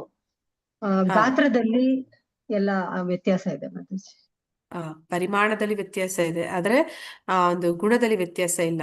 ಅಂದ್ರೆ ನಾವು ಭಗವಂತನ ಮಕ್ಕಳು ಆದ ಕಾರಣ ಅವನಲ್ಲಿ ಇರುವಂತಹ ಗುಣಗಳಲ್ಲಿ ಪೂರ್ಣ ಪ್ರಮಾಣದಲ್ಲಿ ನಮ್ಮಲ್ಲಿ ಇಲ್ಲ ಅಂದ್ರೂ ಕೂಡ ಅಲ್ಪ ಪ್ರಮಾಣದಲ್ಲಿ ಸ್ವಲ್ಪ ಮಟ್ಟಿಗಾದ್ರೂ ನಾವು ಅವನ ಗುಣಗಳನ್ನ ಹೊಂದಿದ್ದೀವಿ. ಅದನ್ನ ಇಲ್ಲಿ ಹೇಳ್ತಾ ಇದ್ದಾರೆ. ಭಗವಂತನಿಗೂ ಅವನ ಶಕ್ತಿಗಳ ನಡುವೆ ಏನೂ ವ್ಯತ್ಯಾಸ ಇಲ್ಲ. ಅಂದ್ರೆ ಭಗವಂತನ ಮತ್ತೆ ಅವನ ಮಕ್ಕಳು ವಿಭಿನ್ನಾಂಶಗಳು ಅವರಲ್ಲಿ ಅಷ್ಟೇನು ಹೆಚ್ಚು ವ್ಯತ್ಯಾಸ ಇಲ್ಲ. ಆದ್ರೆ ಹಾಗಂತ ಪರಮಪ್ರಭು ನಿರಾಕಾರನಾಗಿ ಎಲ್ಲಾ ಕಡೆ ಇದ್ದಾನೆ ಎಂದಾಗಲಿ ಅವನು ತನ್ನ ಸಾಕಾರತ್ವವನ್ನು ಕಳೆದುಕೊಂಡಿದ್ದಾನೆ ಎಂದಾಗಲಿ ತಪ್ಪಾಗಿ ಭಾವಿಸಬಾರ್ದು ಅಂತ ಹೇಳ್ತಾ ಇದ್ದಾರೆ. ಅದೇ ಶಕ್ತಿಗಳ ಮೂಲಕ ಅವನು ಎಲ್ಲಾ ಕಡೆ ಆವರಿಸ್ಕೊಂಡಿದ್ದಾನೆ ಅಂದ ಕೂಡ್ಲೆ ಅವನಿಗೆ ಒಂದು ರೂಪ ಇಲ್ಲ ಅಂತ ಹೇಳುವಂಥದ್ದು ನಿರಾಕಾರವಾದಿಗಳು.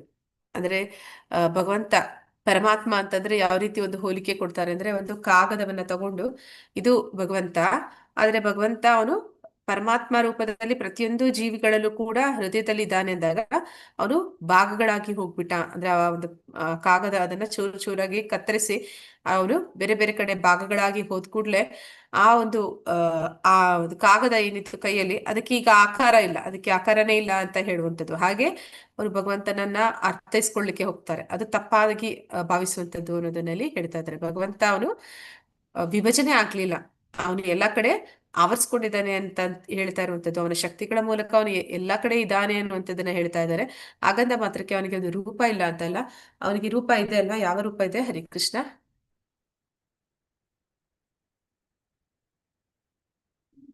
ಭಗವಂತನಿಗೆ ಯಾವ ರೂಪ ಇದೆ? ಶ್ಯಾಮಸುಂದರ ರೂಪ ಮಾತಾಜಿ. ಸಚ್ಚಿದಾನಂದ ಸ್ವರೂಪ, ಶ್ಯಾಮಸುಂದರ ರೂಪ ಕೃಷ್ಣನಾಗಿ ಅವನು ಯಾವಾಗ್ಲೂ ಅಸ್ತಿತ್ವದಲ್ಲಿ ಇದ್ದಾನೆ. ತಮ್ಮ ತಮ್ಮ ತಿಳುವಳಿಕೆಗೆ ತಕ್ಕಂತೆ ತೀರ್ಮಾನ ಮಾಡುವಂಥದ್ದು ಜನರ ರೂಢಿ. ಅಂದ್ರೆ ಏನಂತ ಹೇಳ್ತಾರೆ, ಒಂದು ಆ ಭಗವದ್ಗೀತೆಯಲ್ಲಿ ಬರುತ್ತೆ ಅಲ್ವಾ, ಒಂದು ಬಾವಿಯ ಕಪ್ಪೆ ಅದಕ್ಕೆ ತನ್ನ ಒಂದು ಏನು ಅನುಭವ ಇದೆ, ತನಗೆ ಎಷ್ಟು ತಿಳಿದಿದೆ ಅದರ ಮಟ್ಟಿಗೆ ಅದು ಸಾಗರವನ್ನ ಅಳಿಲಿಕ್ಕೆ ಪ್ರಯತ್ನ ಮಾಡುತ್ತೆ.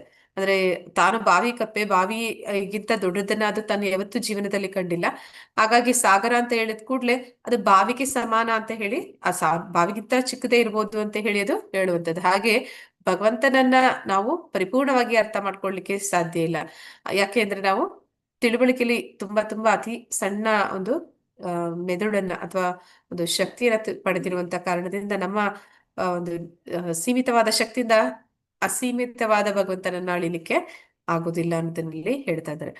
ಆದ್ದರಿಂದ ಈ ಉಪನಿಷತ್ತುಗಳು ಅಂದ್ರೆ ಈಶೋಪನಿಷತ್ತು, ಗೀತೋಪನಿಷತ್ತು, ಭಗವದ್ಗೀತೆ ಇವೆಲ್ಲವೂ ಕೂಡ ನಮ್ಗೆ ಹೇಳ್ತಾ ಇರುವಂತದ್ದು. ಅಂದ್ರೆ ಭಗವಂತನನ್ನ ನಮ್ಮ ಸೀಮಿತ ಶಕ್ತಿಯಿಂದ ಭಗವಂತನನ್ನ ನಾವು ತಿಳ್ಕೊಳ್ಳಿಕ್ಕೆ, ಅವನನ್ನ ಅಳಿಲಿಕ್ಕೆ ಅಥವಾ ಅವನ ಹತ್ರ ಹೋಗೋದಕ್ಕೂ ಕೂಡ ನಮಗೆ ಸಾಧ್ಯ ಇಲ್ಲ ಅಂತಲ್ಲಿ ಹೇಳ್ತಾ ಇದ್ದಾರೆ. ಮಹರ್ಷಿಗಳಿಗೂ ಸುರರಿಗೂ ತನ್ನನ್ನು ಅರಿಯಲು ಸಾಧ್ಯವಿಲ್ಲವೆಂದು ಭಗವಂತನು ಭಗವದ್ಗೀತೆಯಲ್ಲಿ ಹೇಳುತ್ತಾನೆ. ಇನ್ನು ಭಗವಂತನ ರೀತಿ ನೀತಿಗಳನ್ನೇ ಅರಿಯದ ಅಸುರರ ಬಗ್ಗೆ ಹೇಳುವುದೇನಿದೆ? ಈ 4ನೇ ಮಂತ್ರವು ಪರಮಸತ್ಯನೇ ಪರಮಪುರುಷ ಎಂದು ತುಂಬಾ ಸ್ಪಷ್ಟವಾಗಿ ಹೇಳುತ್ತದೆ. ಇಲ್ಲದಿದ್ದರೆ ಅವನ ವೈಯಕ್ತಿಕ ಸ್ವರೂಪಗಳ ಬಗ್ಗೆ ಇಷ್ಟೊಂದು ಹೇಳುವ ಅವಶ್ಯಕತೆ ಇರಲಿಲ್ಲ. ಅಂದ್ರೆ ಭಗವಂತ ಸಾಕಾರ ರೂಪವನ್ನ ಇಲ್ಲಿ ಅವನ ಗುಣಲಕ್ಷಣಗಳನ್ನ ನಾವು ಈ ಉಪನಿಷತ್ತುಗಳ ಮೂಲಕ ನಾವು ತಿಳಿತಾ ಇದ್ದೀವಿ. ಆದ್ರೆ ಇದನ್ನ ಸ್ವತಃ ಸಾಕಾರ ರೂಪದಲ್ಲಿ ಅವನನ್ನ ಆರಾಧನೆ ಮಾಡುವಂತಹ ದೇವತೆಗಳು ಆಗ್ಲಿ, ಮಹರ್ಷಿಗಳು ಆಗ್ಲಿ ಅವನನ್ನ ತಿಳ್ಕೊಳ್ಳಿಕ್ಕೆ ಆಗ್ತಿಲ್ಲ. ಅವನನ್ನ ಪರಿಪೂರ್ಣವಾಗಿ ಅರ್ಥ ಮಾಡ್ಕೊಳ್ಳಿಕ್ಕೆ, ಅವನ ಹತ್ರಕ್ಕೆ ಹೋಗ್ಲಿಕ್ಕೂ ಕೂಡ ಅವ್ರಿಗೆ ಸಾಧ್ಯ ಇಲ್ಲ ಅಂತ ಹೇಳೋದಾದ್ರೆ, ಮತ್ತೆ ಅವನನ್ನ ವಿರೋಧಿಸುವಂತವ್ರು, ಅವನನ್ನ ದ್ವೇಷಿಸುವಂತವ್ರು, ಅವನ ಮೇಲೆ ಅಸೂಯೆಯನ್ನು ಬೆಳೆಸ್ಕೊಂಡಿರುವಂತವ್ರು ಅಸುರರು, ಅವ್ರು ಹೇಗೆ ಅವನನ್ನ ಅರ್ಥ ಮಾಡ್ಕೊಳ್ಳಿಕ್ಕೆ ಸಾಧ್ಯ? ಇದೇ ಅಲ್ವಾ ಎಲ್ಲರೂ ಭೌತಿಕ ಜಗತ್ತಿನಲ್ಲಿ ಕೇಳುವಂಥದ್ದು. ಭಗವಂತನನ್ನ ನೀನ್ ಕಂಡಿದೀಯಾ? ಭಗವಂತ ನೀನು ಕರೆದಾಗ ಬರ್ತಾನ? ಭಗವಂತ ಅಂದ್ರೆ ಇದಾನ? ಈ ರೀತಿ ಪ್ರಶ್ನೆಗಳು ಮಾಡ್ತಾರಲ್ವಾ ಹರಿಕೃಷ್ಣ. ಹೌದು ಮಾತಾಜಿ. ಯಾಕಂದ್ರೆ ಅವರಲ್ಲಿ ಈ ತಮೋ ಗುಣ, ಆಸುರಿ ಗುಣಗಳು ಅವರಲ್ಲಿ ಇರೋದ್ರಿಂದ ಅವ್ರಿಗೆ ಇಂತಹ ಒಂದು ಮನಸ್ಥಿತಿ ಅನ್ನುವಂಥದ್ದು ಬರುತ್ತೆ. ಅಂದ್ರೆ ಭಗವಂತನನ್ನ ನಾವು ನೋಡೋದಕ್ಕೆ ಸಾಧ್ಯ ಇಲ್ಲ. ಭಗವಂತನ ಕೂಗಿದ್ರೆ ನಾವು ಕರೆದ್ರೆ ಬರ್ಬೇಕು ಅಂತಿದ್ಯಾ ಭಗವಂತ? ಆತರ ಏನಿಲ್ಲ ಮಾತಾಜಿ. ಮತ್ತೆ ಯಾರು ಕೂಗಿದ್ರೆ ಅವನು ಭಗವಂತ ಬರ್ತಾನೆ? ಭಕ್ತರಿಗೋಸ್ಕರ ಬರ್ತಾನೆ ಪರಮ ಮಾತಾಜಿ. ಭಕ್ತರು ಮತ್ತೆ ದೃಢ ಭಕ್ತರು. ಶುದ್ಧವಾದ ಶುದ್ಧ ಭಕ್ತರು ಭಕ್ತರಿಗೋಸ್ಕರ ಅವ್ರಿಗೋಸ್ಕರ ಬರ್ತಾನೆ. ಯಾರು ಭಗವಂತನಿಗೆ ಪರಿಪೂರ್ಣವಾದ ಶರಣಾಗತಿಯನ್ನ ಹೊಂದುತ್ತಾರೆ. ಅಂದ್ರೆ ದ್ರೌಪದಿನ ಒಂದು ವಸ್ತ್ರಾಪರಣ ಸಮಯದಲ್ಲಿ ನೋಡ್ತೀವಿ, ಅವಳು ಯಾವಾಗ ಅವಳಿಗೆ ಗೊತ್ತಾಗುತ್ತೆ ಯಾರು ತನಗೆ 5 ಜನ ಗಂಡಂದಿರಿರ್ಬೋದು, ಅಲ್ಲಿ ಅವಳು ಆ ಒಂದು ಹಸ್ತಿನಾಪುರದ ಹಿರಿಯ ಸೊಸೆ ಇರ್ಬೋದು, ಅಲ್ಲೆಲ್ಲ ಸಂಬಂಧಿಕರು ಇರ್ಬೋದು, ಅಲ್ಲಿ ಇರುವಂತಹ ಎಲ್ಲ ಜ್ಞಾನಿಗಳಿರ್ಬೋದು, ಎಲ್ಲರೂ ಇರ್ಬೋದು, ಆದ್ರೆ ಯಾರೂ ತನ್ನ ಸಹಾಯಕ್ಕೆ ಬರೋದಿಲ್ಲ ಅಂತ ಅವಳಿಗೆ ಯಾವಾಗ ಅದು ಪೂರ್ತಿಯಾಗಿ ತಿಳಿಯುತ್ತೆ. ಸ್ವತಃ ತನ್ನ ಶಕ್ತಿಯಿಂದಲೂ ಕೂಡ ತನ್ನನ್ನು ಕಾಪಾಡೋಕೆ ಆಗೋದಿಲ್ಲ ಅಂತ ಯಾವಾಗ ಅವಳಿಗೆ ಗೊತ್ತಾಗುತ್ತೆ, ಆಗ ಭಗವಂತನಲ್ಲದೆ ಇನ್ಯಾರು ನನಗೆ ಗತಿ ಇಲ್ಲ ಅಂತ ಅವಳಿಗೆ ಅರ್ಥ ಆಗುತ್ತೆ. ಯಾವಾಗ ಅವಳು ಪೂರ್ಣ ಪ್ರಮಾಣದಲ್ಲಿ ಶರಣಾಗತಿಯನ್ನು ಹೊಂದ್ತಾಳೆ, ಭಗವಂತನನ್ನ ಅವಲಂಬಿಸ್ತಾಳೆ, ಆ ಕೂಡಲೇ ಭಗವಂತ ಅಲ್ಲಿಗೆ ಬರ್ತಾನೆ. ಹಾಗೆ ಭಗವಂತ ಯಾರಿಗಾಗಿ ಬರ್ತಾನೆ ಅಂದ್ರೆ, ಭಗವಂತನಿಗೆ ಪರಿಪೂರ್ಣವಾಗಿ ಶರಣಾಗತರಾದಂತಹ ಆತ್ಮ, ಅವನನ್ನ ಭಕ್ತಿಯಿಂದ ಯಾರು ಕೂಗಿ ಕರೀತಾರೆ ಅಂತವರಿಗಾಗಿ ಅವನು ಬರ್ತಾನೆ. ಅವನನ್ನ ಅಸೂಯೆ ಅಂದ್ರೆ ಅವನ ಮೇಲೆ ಅಸೂಯೆ ಬೆಳೆಸ್ಕೊಂಡಿರುವಂತವ್ರು, ಅವನನ್ನ ಸಾಧಾರಣ ವ್ಯಕ್ತಿಯ ಹಾಗೆ ತಿಳಿಯುವಂತವ್ರು, ಅವನ ಬಗ್ಗೆ ಅವರ ಒಂದು ಸೀಮಿತ ಬುದ್ಧಿಶಕ್ತಿಯಿಂದ ಅಳಿಯುವಂತವ್ರು, ಅಂತವ್ರು ಕೂಗಿದ ಕೂಡಲೇ ಅವನು ಬರ್ಬೇಕಾಗಿರುವಂತ ಅವಶ್ಯಕತೆ ಕೂಡ ಇಲ್ಲ ಅನ್ನೋದನ್ನಲ್ಲಿ ನೋಡ್ತಾ ಇದೀವಿ. ಅವಕ್ಕೆ ಸ್ವತಃ ಭಗವಂತನ ಎಲ್ಲಾ ಲಕ್ಷಣಗಳಿದ್ದರು. ಅಂದ್ರೆ ಜೀವಾತ್ಮರಿಗೆ ಭಗವಂತನ ಅಂದ್ರೆ ತಟಸ್ಥ ಶಕ್ತಿ ಆದಂತ ನಮಗೆ ಭಗವಂತನಲ್ಲಿರುವ ಎಲ್ಲ ಗುಣಗಳು ಇದೆ. ಭಗವಂತನ ಶಕ್ತಿಗಳ ಬೇರೆ ಬೇರೆ ಅಂಶಗಳ ಕ್ರಿಯಾಶಕ್ತಿ ಸೀಮಿತವಾದುದು. ಅಂದ್ರೆ ನಮ್ಮಲ್ಲಿ ಭಗವಂತನ ಎಲ್ಲಾ ಶಕ್ತಿಗಳಿರ್ಬೋದು, ಆದ್ರೆ ನಮಗೆ ಅವೆಲ್ಲ ಕೂಡ ಸೀಮಿತ, ಅಂದ್ರೆ ಲಿಮಿಟೆಡ್, ಅಂದ್ರೆ ಅದು ಪ್ರಮಾಣದಲ್ಲಿ ಕಡಿಮೆ ಇದೆ. ಭಗವಂತನಿಗೆ ಸಾಗರ, ನಾವು ಒಂದು ಹನಿಯಷ್ಟೇ, ಅದಕ್ಕೂ ಹೋಲಿಕೆ ಮಾಡ್ಲಿಕ್ಕೆ ಸಾಧ್ಯ ಇಲ್ಲ. ವಿಭಿನ್ನ ಅಂಶಗಳು ಎಂದೂ ಪೂರ್ಣವಾದದಕ್ಕೆ ಸಮವಾಗಲಾರವು, ಅಂದ್ರೆ ಆ ಹೋಲಿಕೆ ಮಾಡೋದಕ್ಕೆ ಸಾಧ್ಯ ಇಲ್ಲ. ಸಾಗರಕ್ಕೂ ಒಂದು ಹನಿಗೂ ಎಲ್ಲಿಂದ ಎಲ್ಲಿಗೆ ಹೋಲಿಕೆ, ಅದನ್ನ ಮಾಡೋದಕ್ಕೆ ಸಾಧ್ಯ ಇಲ್ಲ. ಆದ್ದರಿಂದ ಅವು ಭಗವಂತನ ಪೂರ್ಣ ಶಕ್ತಿಯನ್ನು ಮೆಚ್ಚಲಾರವು. ಅಂದ್ರೆ ಯಾವಾಗ ಭಗವಂತನನ್ನ ಧಿಕ್ಕರಿಸಿ ಬಂದ್ರು ಈ ಭೌತಿಕ ಜಗತ್ತಿಗೆ ಜೀವಾತ್ಮಗಳು, ಅಂತವರು ಅವನ ಒಂದು ಈ ಅಪರಿಮಿತವಾದ ಶಕ್ತಿ ಭಗವಂತನಿಗೆ ಇದೆ ಅಂತಂದ್ರೆ ಅದನ್ನ ನಾವು ಇಷ್ಟಪಡೋದಿಲ್ಲ. ಯಾಕೆ ಇಷ್ಟಪಡೋದಿಲ್ಲ ಅಂದ್ರೆ, ಇವರು ಅವನ ಹಾಗೆ ಆಗ್ಬೇಕು ಅಂತ ಬಂದವರು. ಅಂದ್ರೆ ಭಗವಂತನ ಹಾಗೆ ನಾವು ಎಲ್ಲವನ್ನ ನಿಯಂತ್ರಣ ಮಾಡ್ಬೇಕು, ನಾವು ಒಡೆಯ ಆಗ್ಬೇಕು ಅನ್ನುವಂತಹ ಒಂದು ಭಾವದಲ್ಲಿ ಈ ಭೌತಿಕ ಜಗತ್ತಿಗೆ ಬಂದವರು. ಆಗಿರುವಾಗ ಆ ಒಂದು ಒಡೆತನವನ್ನ ಸಾಧಿಸೋದಿಕ್ಕೆ ಅವನಲ್ಲಿ ಏನು ಸಾಮರ್ಥ್ಯ ಇದೆ ಅದನ್ನ ಅವರು ಮೆಚ್ಕೊಳ್ಳೋದಿಲ್ಲ. ಅಂದ್ರೆ ನನಗೂ ಆ ಸಾಮರ್ಥ್ಯ ಇದೆ ಅಂತ ವಾದಿಸುವಂತವರು. ಯಾವತ್ತೂ ಕೂಡ ಭಗವಂತನಿಗೆ ನಿಜವಾಗ್ಲೂ ಆ ಒಡೆತನ ನಡೆಸೋದಕ್ಕೆ ಸಾಮರ್ಥ್ಯ ಇರುವಂತದ್ದು ನಮಗಿಲ್ಲ ಅನ್ನುವಂಥದ್ದನ್ನ ನಾವು ಒಪ್ಪೋದಿಲ್ಲ. ಅದಕ್ಕಾಗಿ ಭಗವಂತ ಏನ್ ಮಾಡ್ತಾನೆ, ಮಾತಾಜಿ ಹೇಳಿದ್ದಾರಲ್ವಾ, ಹರೇ ಕೃಷ್ಣ, ತಾಯಿ ಅಡಿಗೆ ಮನೆಯಲ್ಲಿ ಈ ಕೆಲಸ ಮಾಡ್ತಾ ಇದ್ರೆ ಮಗು ಹೋಗಿ ನಾನು ಮಾಡ್ಬೇಕು ಅಂತಂದ್ರೆ ಏನ್ ಮಾಡ್ತಾಳೆ ತಾಯಿ ಅಂತ ಹೇಳಿದ್ದಾರೆ? ಕೊಡ್ತಾಳ ಬೆಂಕಿ ಹತ್ರ ಅಡಿಗೆ ಮಾಡೋದಕ್ಕೆ? ಇಲ್ಲ ಮಾತಾಜಿ, ಮಾತಾಜಿ, ಆಟ ಸಾಮಾನು ಆಟದ ತಗೊಟ್ಬಿಟ್ಟು ಸಾಮಾನಿಗೆ ಅಡುಗೆ ನೀನ್ ಸಾಮಾನು ಅಡಿಗೆ ಕೊಟ್ಟು ಮಾಡು ಅಂತ ಹೇಳ್ತಾರೆ. ಹಾಗೆ ಈ ಭೌತಿಕ ಜಗತ್ತನ್ನ ಸೃಷ್ಟಿ ಮಾಡಿ ಭಗವಂತ, ನಿನ್ನಿಂದ ನಾನ್ ಮಾಡಿದ್ದೆಲ್ಲ ಮಾಡಕ್ ಆಗೋದಿಲ್ಲ, ಆದ್ರೂ ನೀನ್ ಪ್ರಯತ್ನ ಪಡ್ಬೇಕು, ಆಸೆ ಇಟ್ಕೊಂಡಿದ್ಯಾ, ಸರಿ, ನಿನ್ನ ಆಸೆನ ನಾನು ಇದ್ ಮಾಡೋದಿಲ್ಲ. ನೀನು ನಾವು ನಮ್ ಕೈಯಲ್ಲಿ ಕೊಡಕ್ಕಾಗೋದು ಆಟ ಸಾಮಾನು ಅಂದ್ರೆ ಭಗವಂತ ನಮ್ಗಿಂತ ಹೆಚ್ಚು ಶಕ್ತಿಶಾಲಿ, ನಮಗಿಂತ ದೊಡ್ಡವನು. ಆದ ಕಾರಣ ಈ ಒಂದು ಬ್ರಹ್ಮಾಂಡವನ್ನೇ ಸೃಷ್ಟಿ ಮಾಡಿ ಕೊಟ್ಬಿಟ್ಟ. ಬನ್ನಿ, ನಿಮ್ ಇಷ್ಟ ಬಂದ ಹಾಗೆ ನಿಮ್ಮ ಆಸೆಗಳನ್ನ ಈಡೇರಿಸ್ಕೊಡಿ ಅಂತ. ಹಾಗೆ ಬಂದಂತವ್ರು ಯಾರು ನಾವೆಲ್ಲ ಇದ್ದೀವಿ ಅಂತವ್ರು ಭಗವಂತನ ಒಂದು ಸಾಮರ್ಥ್ಯವನ್ನ ತಿಳಿದೇ ಇರುವಂತವ್ರು. ಆಗೊಂದ್ ವೇಳೆ ಯಾರಾದ್ರೂ ಭಗವಂತ ನಿನ್ಗಿಂತ ಹೆಚ್ಚು, ನಿನ್ ಕೈಯಲ್ಲಿ ಅವನಷ್ಟು ಮಾಡ್ಲಿಕ್ಕೆ ಸಾಧ್ಯ ಇಲ್ಲ ಅಂತ ಹೇಳಿದ್ರೆ ಅಂತವ್ರು ಅದನ್ನ ಮೆಚ್ಚೋದಿಲ್ಲ ಅಂತ ಅಲ್ಲಿ ಹೇಳ್ತಾ ಇದ್ದಾರೆ. ಐಹಿಕ ಪ್ರಕೃತಿಯ ಪ್ರಭಾವದಿಂದ ಭಗವಂತನ ವಿಭಿನ್ನ ಅಂಶಗಳಾದ ಮೂರ್ಖರು, ಆಜ್ಞರು ಆದ ಜೀವಿಗಳು ಭಗವಂತನ ದಿವ್ಯ ಸ್ಥಾನದ ಬಗ್ಗೆ ಊಹಾಪೋಹೆ ಮಾಡಲು ಪ್ರಯತ್ನಿಸುತ್ತಾರೆ. ಅಂದ್ರೆ ಅವ್ರಿಗೆ ಗೊತ್ತಾಗಿಲ್ಲ, ಭಗವಂತನ ಶಕ್ತಿಗಳ ಬಗ್ಗೆ, ಸಾಮರ್ಥ್ಯದ ಬಗ್ಗೆ ತಿಳಿಲಿಲ್ಲ, ಆದ್ರೆ ಕೂಡ ಅವನನ್ನ ತಿಳಿಯೋದಕ್ಕೆ ಇವರೇ ಒಂದು ಊಹಾಪೋಹ ಅಂದ್ರೆ ಮೆಂಟಲ್ ಸ್ಪೆಕ್ಯುಲೇಷನ್ ಅಂತ ಹೇಳ್ತಾರೆ. ಅಂದ್ರೆ ಹೀಗಿರ್ಬೋದು ಹಾಗಿರ್ಬೋದು ಅಂತ ಚಿಂತನೆ ಮಾಡುವಂಥದ್ದು. ಮಾನಸಿಕ ಊಹಾಪೋಹದಿಂದ ಭಗವಂತನ ಗುರುತನ್ನು ಸ್ಥಾಪಿಸುವುದು ವ್ಯರ್ಥವೆಂದು ಈಶೋಪನಿಷತ್ತು ಎಚ್ಚರಿಕೆ ನೀಡುತ್ತದೆ. ಅಂದ್ರೆ ನೀವು ಆ ರೀತಿ ಭಗವಂತನನ್ನ ಅಳಿಯುವಂಥದ್ದು, ಅಂದ್ರೆ ನಿಮ್ಮ ಹತ್ರ ಒಂದು ಸ್ಕೇಲ್ ಇದೆ, ಅದನ್ನ ಹಿಡ್ಕೊಂಡು ನೀವು ಮೌಂಟ್ ಎವರೆಸ್ಟ್, ಆ ಒಂದು ಹಿಮಾಲಯ ಪರ್ವತವನ್ನ ಅಳಿಯೋದು, ಆ ರೀತಿ ಒಂದು ಕೆಲಸ ಅದು. ಆದ್ರೆ ಅದನ್ನ ಇಲ್ಲಿ ಈಶೋಪನಿಷತ್ತು ಹೇಳ್ತಾ ಇದೆ, ಅದು ಸಾಧ್ಯ ಇಲ್ಲ ಅಂತ. ಭಗವಂತನ ದಿವ್ಯತೆಯ ಬಗ್ಗೆ ಈಗಾಗಲೇ ದಿವ್ಯ ಜ್ಞಾನವಿರುವ ವೇದಾಂತಗಳ ಉತ್ತಮ ಆಕಾರದಿಂದ ತಿಳಿಯಲು ಪ್ರಯತ್ನಿಸಬೇಕು. ನಾವು ಹೇಗೆ ಅವನನ್ನ ತಿಳಿಬೇಕು? ಶಾಸ್ತ್ರಗಳ ಮೂಲಕ ತಿಳಿಬೇಕು. ಅಪೌರುಷೇಯ ಗ್ರಂಥಗಳು, ವೇದಗಳು ಸ್ವತಃ ಕೃಷ್ಣನೇ ಕೊಟ್ಟಿರುವಂತದ್ದು, ಅದರಲ್ಲಿ ಯಾವುದೇ ದೋಷ ಅನ್ನುವಂಥದ್ದಿಲ್ಲ. ಯಾಕಂದ್ರೆ ಅದು ಮನುಷ್ಯರಿಂದ ಮಾಡಿದಂಥದ್ದಲ್ಲ, ಭಗವಂತ ಸ್ವತಃ ನೀಡಿರುವಂಥದ್ದು. ಆ ಒಂದು ನಾ ಆಗ್ಲೇ ಹೇಳಿದ ಹಾಗೆ ಅಪ್ಪನ ಬಗ್ಗೆ ತಿಳಿಬೇಕು ಅಂದ್ರೆ ಸ್ವತಃ ಅಪ್ಪನೇ ಹೇಳ್ಬೇಕು, ಇಲ್ಲ ಅಪ್ಪನನ್ನ ತಿಳಿದವರು ಹೇಳ್ಬೇಕು. ಹಾಗೆ ಇಲ್ಲಿ ಭಗವಂತನು ಶಾಸ್ತ್ರಗಳ ಮೂಲಕ ತನ್ನನ್ನ ತಾನು ತಿಳಿಪಡಿಸ್ಕೊಂಡಿದ್ದಾನೆ.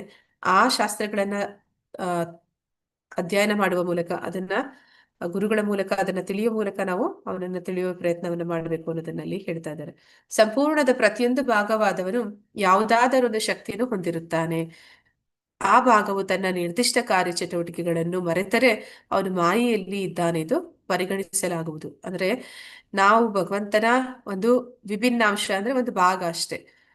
ಆ ಭಾಗ ಅನ್ನುವಂಥದ್ದಕ್ಕೆ ಕೆಲವೊಂದು ಶಕ್ತಿ ಅಂದ್ರೆ ಸಾಮರ್ಥ್ಯ ಮಾತ್ರ ಇರುತ್ತೆ, ಅಂದ್ರೆ ಪೂರ್ತಿ ಸಾಮರ್ಥ್ಯ ಇರುವುದಿಲ್ಲ. ಅಂದ್ರೆ ಈಗ ಒಂದು ದೊಡ್ಡ ಒಂದು ಮಿಷಿನ್ ವರ್ಕ್ ಆಗ್ತಿದೆ ಅಂತಂದ್ರೆ ಅದರಲ್ಲಿ ಒಂದು ನಟ್ಟು ಬೋಲ್ಟು ಏನಿದೆ ಅದು ಅದು ಆ ಒಂದು ಮಿಷಿನ್ ಒಂದು ಭಾಗ. ಆ ಒಂದು ಮಿಷಿನ್ ಮಾಡೋ ಎಲ್ಲಾ ಕೆಲಸನ ಒಂದು ನಟ್ಟು ಬೋಲ್ಟ್ ಮಾಡುತ್ತಾ? ಆಗುತ್ತಾ ನಟ್ಟು ಬೋಲ್ಟ್ ಇಂದ ಪೂರ್ತಿ ಮಿಷಿನ್ ಮಾಡೋ ಕೆಲಸ ಮಾಡಕ್ಕೆ? ಇಲ್ಲ ಮಾತಾಜಿ, ಆಗೋದಿಲ್ಲ. ಅದಕ್ಕೆ ಅದಕ್ಕೆ ಸ್ವಲ್ಪ ಒಂದು ಸಾಮರ್ಥ್ಯ ಕೊಟ್ಟಿದ್ದಾರೆ. ಆ ನೆಟ್ಟಿಗೆ ಬೋಲ್ಟ್ಗೆ ಆ ಒಂದು ಜಾಗದಲ್ಲಿ ಅದಕ್ಕೊಂದು ಅದಕ್ಕೆ ಮಾಡ್ಬೇಕಾಗಿರುವಂತಹ ಒಂದು ನಿರ್ದಿಷ್ಟ ಕಾರ್ಯ ಅನ್ನುವಂಥದ್ದಿದೆ. ಅಷ್ಟೇ ಅದಕ್ಕಿರುವಂತಹ ಸಾಮರ್ಥ್ಯ. ಅದನ್ನ ಯಾವಾಗ ಅದು ಮರ್ತು ಬಿಡುತ್ತೆ ಆವಾಗ ಅದು ಆ ಒಂದು ಭಾಗ ಅನ್ನುವಂಥದ್ದು ಆ ಒಂದು ಇಡೀ ಆ ಆ ಒಂದು ಮಿಷಿನ್ ಇಂದ ಅದು ಹೊರಗಡೆ ಬಿದ್ರೆ ಅದನ್ನ ಏನಂತ ಹೇಳ್ತಾರೆ, ಅದು ಕೆಲಸಕ್ಕೆ ಬಾರದು. ಆಮೇಲೆ ಅದು ಕೆಳಗೆ ಬಂದು ಬಿದ್ಮೇಲೆ ಅದಕ್ಕೆ ಬೆಲೆ ಇದೆಯಾ? ಈಗ ಇಲ್ಲ ಮಾತಾಜಿ. ನಮ್ಮ ಮನೆಯಲ್ಲಿ ಸಿಗುತ್ತೆ ಅಲ್ವಾ, ಅಲ್ಲಲ್ಲಿ ನಟ್ಟುಗಳು ಬೋಲ್ಟ್ಗಳು ಮೊಳೆಗಳು ಸಿಕ್ಕಿದ್ರೆ ನಾವ್ ಅದನ್ನ ತಗೊಂಡ್ರೆ ಅದಕ್ಕೆ ಏನಾದ್ರೂ ಬೆಲೆ ಕಟ್ತಾರಾ? ಬೆಲೆ ಸಿಗುತ್ತಾ ಅದಕ್ಕೆ? ಇಲ್ಲ ಮಿಷಿನ್ ಮಾತಾಜಿ, ಇಲ್ಲ. ಹಾಗೆ ನಾವು ಭಗವಂತನ ಕಾರ್ಯದಲ್ಲಿ ತೊಡಗಿದಾಗ ಮಾತ್ರನೇ ನಮಗೆ ಒಂದು ಬೆಲೆ ಅನ್ನುವಂಥದ್ದು. ಆ ರೀತಿ ಮಾಡದಿರ ನಾವು ನಾವೇ ಸ್ವತಂತ್ರವಾಗಿ ಏನಾದ್ರೂ ಮಾಡ್ತೀವಿ ಅಂತ ಅಂದ್ಕೊಂಡ್ರೆ ಅದಕ್ಕೆ ಯಾವುದೇ ಬೆಲೆ ಇರೋದಿಲ್ಲ. ಹಾಗೆ ಯಾರು ಆ ಒಂದು ಭಾಗ ನಿರ್ದಿಷ್ಟ ಭಾಗ ಆದಂತವ್ರು ಆ ಚಟುವಟಿಕೆಗಳನ್ನ ಅಂದ್ರೆ ಭಕ್ತಿ ಕಾರ್ಯವನ್ನ ಬಿಟ್ಟು ತನ್ನಿಷ್ಟಕ್ಕೆ ನಾನೇನೋ ಮಾಡ್ತೀನಿ ಅಂತ ಹೊರಗಡೆ ಬಂದ್ರೆ ಅವ್ರು ಏನಾಗ್ತಾರೆ, ಮಾಯೆ ಹಿಡಿತದಲ್ಲಿ ಸಿಕ್ಕಾಕೋತಾರೆ. ಆ ಮಾಯೆ ಹಿಡಿತಕ್ಕೆ ಸಿಕ್ಕಾಕೊಂಡಾಗ ಅವರು ಎಲ್ಲವನ್ನ ಮರ್ತು ಬಿಡ್ತಾರೆ. ಅಂದ್ರೆ ತಮ್ಮನ್ನ ತಾವು ತಮ್ಮ ಸ್ವರೂಪವನ್ನೇ ಮರ್ತು ಬಿಡ್ತಾರೆ. ಹೀಗೆ ಭಗವಂತನು ನಮಗಾಗಿ ವಹಿಸಿಕೊಟ್ಟ ಪಾತ್ರವನ್ನು ನಿರ್ವಹಿಸಬೇಕೆಂದು ಈಶೋಪನಿಷತ್ತು ಆರಂಭದಿಂದಲೂ ಎಚ್ಚರಿಕೆ ನೀಡುತ್ತದೆ. ಅಂದ್ರೆ ಪ್ರತಿಯೊಬ್ಬರಿಗೂ ಕೂಡ ಅವರವರದೇ ಆದಂತಹ ಒಂದು ಸ್ವಭಾವ ಅನ್ನುವಂಥದ್ದು, ವ್ಯಕ್ತಿತ್ವ ಅನ್ನುವಂಥದ್ದು ಇದೆ. ಒಬ್ಬೊಬ್ಬರು ಒಂದೊಂದು ವಿಚಾರದಲ್ಲಿ ಆ ಒಂದು ನೈಪುಣ್ಯತೆಯನ್ನ ಪಡೆದಿದ್ದಾರೆ. ಆದ್ರೆ ಆ ನೈಪುಣ್ಯತೆ ನಮ್ಗೆ ಯಾಕೆ ಸಿಕ್ಕಿದೆ ಅಂತಂದ್ರೆ ಅದು ಭಗವಂತನ ಸೇವೆ ಮಾಡೋದಕ್ಕಾಗಿಯೇ ಸಿಕ್ಕಿದೆ. ಅದನ್ನ ನಾವು ಆ ಒಂದು ಉದ್ದೇಶವನ್ನ ಮರೆತ ಕಾರಣ ನಾವೇನ್ ಮಾಡ್ತಾ ಇದೀವಿ, ಇಂದ್ರಿಯ ಭೋಗದ ಹಿಂದೆ ಬಿದ್ದಿದೀವಿ. ಮತ್ತೆ ನಾವೇನ್ ಮಾಡ್ತಾ ಇದೀವಿ, ಮಾಯೆಯ ಸೇವೆಯಲ್ಲಿ ತೊಡಗ್ತಾ ಇದೀವಿ. ಮಾಯೆಯ ಸೇವೆಯಲ್ಲಿ ತೊಡಗಿದಾಗ ಏನಾಗುತ್ತೆ, ನಮ್ಗೆ ಆನಂದ ಸಿಗುತ್ತಾ ದುಃಖ ಸಿಗುತ್ತಾ? ದುಃಖ ಮಾತಾಜಿ. ಅದರಿಂದಲೇ ನಾವು ಈ ಒಂದು ದುಃಖದ ಸಾಗರದಲ್ಲಿ ಮುಳುಗಿದ್ದೀವಿ. ಅಂದರೆ ಜೀವಾತ್ಮನಿಗೆ ಸ್ವಂತ ಪ್ರವರ್ತನ ಶಕ್ತಿ ಇಲ್ಲವೆಂದು ಅರ್ಥ ಅಲ್ಲ. ಅಂದ್ರೆ ನಮಗೆ ಭಗವಂತ ಪ್ರವರ್ತನ ಶಕ್ತಿ ಅಂದ್ರೆ ಅಲ್ಪ ಸ್ವಾತಂತ್ರ್ಯ ಕೊಟ್ಟಿದ್ದಾನೆ. ಭಗವಂತ ಅಂದ್ರೆ ಅವನು ಏನಂತ ಹೇಳ್ತೀವಿ, ಅವನನ್ನ ಹಿಟ್ಲರ್ ಅಂತ ಹೇಳೋದಿಲ್ಲ. ಅಂದ್ರೆ ಎಲ್ಲರಿಗೂ ಎಲ್ಲರನ್ನೂ ಕೂಡ ಅಂದ್ರೆ ಸರ್ವತಂತ್ರ ಸ್ವತಂತ್ರ ಭಗವಂತ ಏನ್ ಬೇಕಾದ್ರೂ ಮಾಡ್ಬೋದು. ಹಾಗಂದ ಮಾತ್ರಕ್ಕೆ ಅವನು ಎಲ್ಲರನ್ನೂ ಕೂಡ ಬಲವಂತವಾಗಿ ಏನು ಮಾಡಿಸ್ಕೊಡೋದಿಲ್ಲ. ಎಲ್ಲರಿಗೂ ಕೂಡ ಒಂದು ಸ್ವಾತಂತ್ರ್ಯ, ಪ್ರಮಾಣದ ಸ್ವಾತಂತ್ರ್ಯವನ್ನು ಕೊಟ್ಟಿದ್ದಾನೆ. ಆ ಸ್ವಾತಂತ್ರ್ಯದಲ್ಲಿ ಅವನು ಯಾವತ್ತೂ ಕೈ ಹಾಕುವುದಿಲ್ಲ. ಆ ಒಂದು ಪ್ರವರ್ತನ ಶಕ್ತಿಯನ್ನು ಕೊಟ್ಟಿದ್ದಾನೆ. ನಿನ್ನಿಷ್ಟ ಬಂದ ಹಾಗೆ ನೀ ಮಾಡು ಅಂತ ಹೇಳಿದ್ದಾನೆ. ಅರ್ಜುನನಿಗೆ ಕೃಷ್ಣ ಅದನ್ನೇ ಹೇಳ್ತಾನೆ. 18ನೇ ಅಧ್ಯಾಯದ ಕೊನೆಯಲ್ಲಿ ಹೇಳ್ತಾನೆ, ಇಷ್ಟೆಲ್ಲ ಜ್ಞಾನ ಹೇಳಿದ್ದೀನಿ, ಇಷ್ಟೆಲ್ಲ ತಿಳುವಳಿಕೆ ಕೊಟ್ಟಿದ್ದೀನಿ, ಇಷ್ಟೆಲ್ಲ ತಿಳಿದ ಮೇಲೂ ನಿನ್ನಿಷ್ಟ ಬಂದಿದ್ದನ್ನ ನೀನು ಅರ್ಜುನ ಮಾಡು ಅಂತ ಹೇಳ್ತಾನೆ. ಅಂದ್ರೆ ಯಾವತ್ತೂ ಕೂಡ ಅದೇ ರೀತಿ ನಮಗೂ ಕೂಡ ಅವನು ಒಂದು ಸ್ವಾತಂತ್ರ್ಯವನ್ನು ಕೊಟ್ಟಿದ್ದಾನೆ. ಅಲ್ಲಿ ಅವನು ಯಾವತ್ತೂ ಬಂದು ಯಾರಿಗೂ ಬಲವಂತವಾಗಿ ನೀನು ನಾ ಹೇಳಿದಾಗೆ ಮಾಡ್ಬೇಕು, ನಾನು ಹೇಳಿದಾಗೆ ಕೇಳ್ಬೇಕು ಅಂತ ಹೇಳೋದಿಲ್ಲ. ಅವನು ಭಗವಂತನ ವಿಭಿನ್ನಾಂಶವಾದ್ದರಿಂದ ಅವನು ಭಗವಂತನ ಪ್ರವರ್ತನ ಶಕ್ತಿಯನ್ನು ಸ್ವೀಕರಿಸಬೇಕು. ಅಂದ್ರೆ ಅರ್ಜುನ ಕೊನೆಗೆ ಏನ್ ಹೇಳ್ತಾನೆ, ತಥಾ ಇಚ್ಛಸಿ ಯಥಾ ಇಚ್ಛಸಿ ತಥಾ ಕುರು ಅಂತ ಹೇಳ್ತಾನೆ ಕೃಷ್ಣ. ಅದಕ್ಕೆ ಅವನೇನಂತ ಹೇಳ್ತಾನೆ, ಅರ್ಜುನ ನೀನ್ ಏನನ್ನ ಹೇಳ್ತೀಯೋ ನಾ ಅದನ್ನೇ ಮಾಡ್ತೀನಿ ಅಂತ ಹೇಳ್ತಾನೆ. ಅಂದ್ರೆ ಜೀವಾತ್ಮನಾದವನು ಯಾವಾಗ್ಲೂ ಆ ರೀತಿನೇ ಇರ್ಬೇಕು. ಅಂದ್ರೆ ಭಗವಂತನಿಗೆ ಇಚ್ಛೆಗೆ ಅನುಗುಣವಾಗಿ ವರ್ತಿಸೋದಕ್ಕೆ ಅವನು ಸದಾ ಸಿದ್ಧನಾಗಿರ್ಬೇಕು. ಭಗವಂತನ ಪ್ರವರ್ತನ ಶಕ್ತಿಯನ್ನು ಸ್ವೀಕರಿಸಬೇಕು. ಒಬ್ಬನು ಬುದ್ಧಿವಂತಿಕೆಯಿಂದ ತನ್ನ ಪ್ರವರ್ತನ ಶಕ್ತಿಯನ್ನು ಅಥವಾ ಕ್ರಿಯಾಶೀಲತೆಯನ್ನು ಉಪಯೋಗಿಸಿದರೆ ಪ್ರತಿಯೊಂದು ಭಗವಂತನ ಶಕ್ತಿಯೇ ಎಂದು ಅರಿತರೆ ಅವನು ಮಾಯ ಬಹಿರಂಗ ಶಕ್ತಿಯ ಸಂಪರ್ಕದಿಂದ ಕಳೆದು ಹೋದ ಮೂಲ ಪ್ರಜ್ಞೆನ ಮರಳಿ ಪಡಿತಾನೆ ಅಂತ ಹೇಳ್ತಾ ಇದ್ದಾರೆ. ಅಂದ್ರೆ ನಾವು ಮತ್ತೆ ಹೇಗೆ ಕೃಷ್ಣ ಪ್ರಜ್ಞೆಗೆ ಬರ್ಬೋದು ಅಂತಂದ್ರೆ ನಾವು ಆ ಒಂದು ಭಗವಂತ ನಮ್ಗೆ ಏನೆಲ್ಲ ಒಂದು ಸಾಮರ್ಥ್ಯ ಶಕ್ತಿಯನ್ನು ಕೊಟ್ಟಿದ್ದಾನೆ ಅದನ್ನ ಅವನ ಸೇವೆಯಲ್ಲಿ ನಾವು ಬಳಸ್ಕೊಂಡಾಗ ಮಾತ್ರ ಈ ಒಂದು ಮಾಯೆಯ ಬಹಿರಂಗ ಶಕ್ತಿಯಿಂದ ನಾವು ಬಿಡುಗಡೆನ ಪಡೆಯೋದಕ್ಕೆ ಸಾಧ್ಯ ಅನ್ನೋದನ್ನ ಹೇಳ್ತಾ ಇದ್ದಾರೆ. ಎಲ್ಲಾ ಶಕ್ತಿಯು ಭಗವಂತನಿಂದ ಬರುತ್ತದೆ. ಆದ್ದರಿಂದ ಪ್ರತಿಯೊಂದು ಶಕ್ತಿಯು ಭಗವಂತನ ಇಚ್ಛೆಯಂತೆ ನಡೆಸಬೇಕೇ ಹೊರತು ಅದರ ವಿರುದ್ಧವಲ್ಲ. ಶರಣಾಗತಿಯ ಸ್ವಭಾವವಿರುವವನು ಮಾತ್ರ ಭಗವಂತನನ್ನು ಅರಿಯಬಲ್ಲನು. ಪರಿಪೂರ್ಣ ಜ್ಞಾನ ಎಂದರೆ ಭಗವಂತನ ಸ್ವರೂಪಗಳನ್ನೆಲ್ಲ ಅರಿಯುವುದು, ಅವನ ಶಕ್ತಿಗಳನ್ನು ಅರಿಯುವುದು ಮತ್ತು ಅವನ ಇಚ್ಛೆಯಂತೆ ಈ ಶಕ್ತಿಗಳೆಲ್ಲ ಕೆಲಸ ಮಾಡುತ್ತವೆ ಎಂದು ಅರಿಯುವುದು. ಈ ವಿಷಯಗಳನ್ನೆಲ್ಲ ಭಗವಂತನು ಸಕಲ ಉಪನಿಷತ್ತುಗಳ ಸಾರವಾದ ಭಗವದ್ಗೀತೆಯಲ್ಲಿ ವಿಶೇಷವಾಗಿ ವಿವರಿಸಿದ್ದಾನೆ. ಅಂದ್ರೆ ಭಗವಂತನ ಈ ಒಂದು ಶಕ್ತಿ ಅಂದ್ರೆ ತಟಸ್ಥ ಶಕ್ತಿ, ಬಹಿರಂಗ ಶಕ್ತಿ, ಅಂತರಂಗ ಶಕ್ತಿ ಇದೆಲ್ಲ ಕೂಡ ಸ್ವತಃ ಬಂದಿರುವಂತದ್ದು ಭಗವಂತನಿಂದ. ಅಂದ್ರೆ ಪ್ರತಿಯೊಂದು ಶಕ್ತಿಯು ಭಗವಂತನ ಇಚ್ಛೆಯಂತೆ ನಡೆಸಬೇಕು. ಅಂದ್ರೆ ಅವೆಲ್ಲವೂ ಕೂಡ ಭಗವಂತನ ಆ ಆಧಿಪತ್ಯದಲ್ಲಿ ನಡೆಯುವಂಥದ್ದು, ಅವನ ನಿಯಂತ್ರಣದಲ್ಲಿ ನಡೆಯುವಂಥದ್ದು. ಅದು ಅವನು ಯಾಕೆ ಅದನ್ನ ಸೃಷ್ಟಿ ಮಾಡಿದ್ದಾನೆ ಅದಕ್ಕೆ ತಕ್ಕ ಹಾಗೆ ಅದು ಕೆಲಸ ಮಾಡಬೇಕು. ಅದನ್ನ ಹೊರತುಪಡಿಸಿ ಅವು ಅದಕ್ಕೆ ವಿರುದ್ಧವಾದಾಗ ಏನಾಗುತ್ತೆ, ನಾವು ಹೇಗೆ ಭಗವಂತನಿಗೆ ವಿಮುಖರಾಗಿದ್ದೀವಿ ಹಾಗೆ ಆಗುತ್ತೆ. ಶರಣಾಗತಿಯ ಸ್ವಭಾವವಿರುವವನು ಮಾತ್ರ ಭಗವಂತನನ್ನ ತಿಳಿಲಿಕ್ಕೆ ಸಾಧ್ಯ. ಅಂದ್ರೆ ಶುದ್ಧ ಭಕ್ತರು ಯಾರು ಭಗವಂತನಿಗೆ ಪರಿಪೂರ್ಣವಾಗಿ ಶರಣಾಗತಿಯನ್ನ ಹೊಂದ್ತಾರೆ, ಅವನ ಒಂದು ಆ ಏನಂತ ಹೇಳ್ತೀವಿ, ಸಾರ್ವಭೌಮತ್ವವನ್ನ ಸ್ವೀಕಾರ ಮಾಡ್ತಾರೆ, ಅಂತವ್ರು ಮಾತ್ರ ಅವನನ್ನ ತಿಳಿಯಲಿಕ್ಕೆ ಸಾಧ್ಯ. ಭಗವಂತನ ಅವ್ಯಾಜ್ಯ ಕರುಣೆಯಿಂದ ಮಾತ್ರ. ಯಾರು ಭಗವಂತ ಏನಕ್ಕಾಗಿ ಅವರನ್ನ ಸೃಷ್ಟಿ ಮಾಡಿದ್ದಾರೆ ಆ ಕಾರ್ಯದಲ್ಲಿ ಅವರು ಭಗವಂತನಿಗೆ ಒಂದು ಅವನ ಇಚ್ಛೆಗೆ ಅನುಗುಣವಾಗಿ ವರ್ತಿಸ್ತಾ ಇದ್ದಾರೆ, ಅಂತವರು ಮಾತ್ರ ಅವನನ್ನ ಸಮೀಪಿಸೋದಕ್ಕೆ ಸಾಧ್ಯ ಆಗುತ್ತೆ ಅಂತ ಹೇಳಿ ಹೇಳ್ತಾ ಇದ್ದಾರೆ. ಪರಿಪೂರ್ಣ ಜ್ಞಾನ ಅಂತಂದ್ರೆ ಏನು ಅಂದ್ರೆ ಭಗವಂತನ ಸ್ವರೂಪಗಳನ್ನೆಲ್ಲ ಅರಿಯುವಂಥದ್ದು. ಅಂದ್ರೆ ಭಗವಂತನ ನಾಮ ರೂಪ ಗುಣಲೀಲೆಗಳನ್ನ ಯಥಾರ್ಥವಾಗಿ ಯಾರು ತಿಳಿತಾರೆ ಅದನ್ನೇ ನಿಜವಾದ ಒಂದು ಪರಿಪೂರ್ಣವಾದ ಜ್ಞಾನ ಅಂತ ಹೇಳಿ ಹೇಳ್ತಿರುವಂಥದ್ದು. ಅವನ ಶಕ್ತಿಗಳನ್ನ ಅರಿಯುವಂಥದ್ದು ಮತ್ತೆ ಅವನ ಇಚ್ಛೆಯಂತೆ ಈ ಶಕ್ತಿಗಳ ಕೆಲಸ ಮಾಡುತ್ತವೆ ಎಂದು ಅರಿಯುವುದು. ಅಂದ್ರೆ ಭಗವಂತನಿಗೆ ಎಷ್ಟೆಲ್ಲ ಶಕ್ತಿಗಳಿದೆ ಮತ್ತೆ ಆ ಶಕ್ತಿಗಳು ಯಾಕೆ ಅದಿದೆ ಅಂತಂದ್ರೆ ಅದು ಭಗವಂತನ ಸೇವೆ ಮಾಡೋದಕ್ಕೆ ಇರುವಂತದ್ದು. ನಾವು ಕೂಡ ಭಗವಂತನ ಅವಿಭಾಜ್ಯ ಅಂಗ. ನಾವು ಕೂಡ ಜೀವೇರೆ ಸ್ವರೂಪವೇ ನಿತ್ಯರೇ ಕೃಷ್ಣದಾಸ. ನಾವೆಲ್ಲರೂ ಭಗವಂತನ ದಾಸರು. ಅದನ್ನೇ ದಾಸರು ಹೇಳುವಂಥದ್ದು. ಏನಂತ ಹೇಳ್ತಾರೆ, ದಾಸನಾಗು ವಿಶೇಷನಾಗು ಅಂತ. ಅಂದ್ರೆ ನಾವು ಯಾವಾಗ ದಾಸರಾಗ್ತೀವಿ ಆಗ್ಲೇ ನಾವು ವಿಶೇಷತೆಯನ್ನ ಪಡೆಯುವಂಥದ್ದು. ಭೌತಿಕ ಜಗತ್ತಿನಲ್ಲಿ ದಾಸರಾಗುವಂಥದ್ದು ವಿಶೇಷವಾದದ್ದ. ಹರೇ ಕೃಷ್ಣ. ಯಾರಾದ್ರೂ ಸರ್ವೆಂಟ್ ಆಗೋದಕ್ಕೆ ಇಷ್ಟಪಡ್ತಾರ ಭೌತಿಕ ಜಗತ್ತಿನಲ್ಲಿ? ಪಡಲ್ಲ ಮಾತಾಜಿ. ಎಲ್ಲರೂ ಬಾಸ್ ನಾವೇನ್ ಕೇಳೋದು ಅಂತಾರೆ ಮಾತಾಜಿ. ಅಂತಹ ಒಂದು ಏನಂತ ಹೇಳ್ತಾರೆ, ರಿವೋಲ್ಟ್ ಆಗುವಂಥದ್ದು. ಆ ರೀತಿ ಆಗಿರೋದೇ ನಮ್ಮ ಒಂದು ಆತ್ಮದ ಪತನಕ್ಕೆ ಕಾರಣ. ಆದ್ರೆ ನಾವು ವಾಸ್ತವದಲ್ಲಿ ಯಾರು ಬಾಸ್ ಅಲ್ಲ, ನಾವೆಲ್ಲರೂ ಕೂಡ ಸರ್ವೆಂಟ್ಗಳೇ, ನಾವೆಲ್ಲರೂ ಕೂಡ ದಾಸರೇ. ಅದನ್ನ ನಾವು ಯಾವಾಗ ತಿಳ್ಕೊತೀವಿ, ಯಾವಾಗ ಅಂದ್ರೆ ನಾವು ದಾಸರು ಅಂತಂದ್ರೆ ನಮ್ಮ ಮನೆಯವರಿಗೆ ಅಥವಾ ನಮ್ಮ ಮಕ್ಕಳಿಗೆ ಅಥವಾ ನಮ್ಮ ಇನ್ನೇನೋ ಭೌತಿಕ ಇಂದ್ರಿಯಗಳಿಗೆ ನಾವು ದಾಸರಾಗುವಂಥದ್ದಲ್ಲ. ದಾಸರಾದ್ರೆ ನಾವು ಸ್ವತಃ ಭಗವಂತ ಬಾಸ್, ನಿಜವಾದ ಬಾಸ್ಗೆ ದಾಸರಾಗಬೇಕು. ಆ ರೀತಿ ಆದಾಗ ಮಾತ್ರನೇ ನಾವು ವಿಶೇಷರಾಗೋದಕ್ಕೆ ಸಾಧ್ಯ. ಈ ವಿಷಯಗಳನ್ನೆಲ್ಲ ಭಗವಂತರು ಎಲ್ಲಿ ನಮ್ಗೆ ತಿಳಿಸ್ಕೊಡ್ತಾನೆ ಅಂತಂದ್ರೆ ಅದು ಭಗವದ್ಗೀತೆಯ ಮೂಲಕ ಅಂತ ಇಲ್ಲಿ ತಿಳಿಸ್ತಾ ಇದ್ದಾರೆ. ಭಗವದ್ಗೀತೆಯ ಮೂಲಕ ನಾವು ಈ ವಿಚಾರಗಳನ್ನ ತಿಳಿಲಿಕ್ಕೆ ಸಾಧ್ಯ ಇದೆ ಅಂತ. ಇಲ್ಲಿಗೆ ಒಂದು 4ನೆಯ ಮಂತ್ರ ಅದು ಮುಗೀತು. ಯಾರಿಗಾದ್ರೂ ಅದರಲ್ಲಿ ಏನಾದ್ರೂ ಪ್ರಶ್ನೆಗಳಿದ್ರೆ ಅಥವಾ ನಿಮ್ಗೆ ಏನಾದ್ರೂ ಒಂದು ರಿಯಲೈಸೇಷನ್ಸ್ ಇದ್ರೆ ಹೇಳ್ಬೋದು. ಹರೇ ಕೃಷ್ಣ.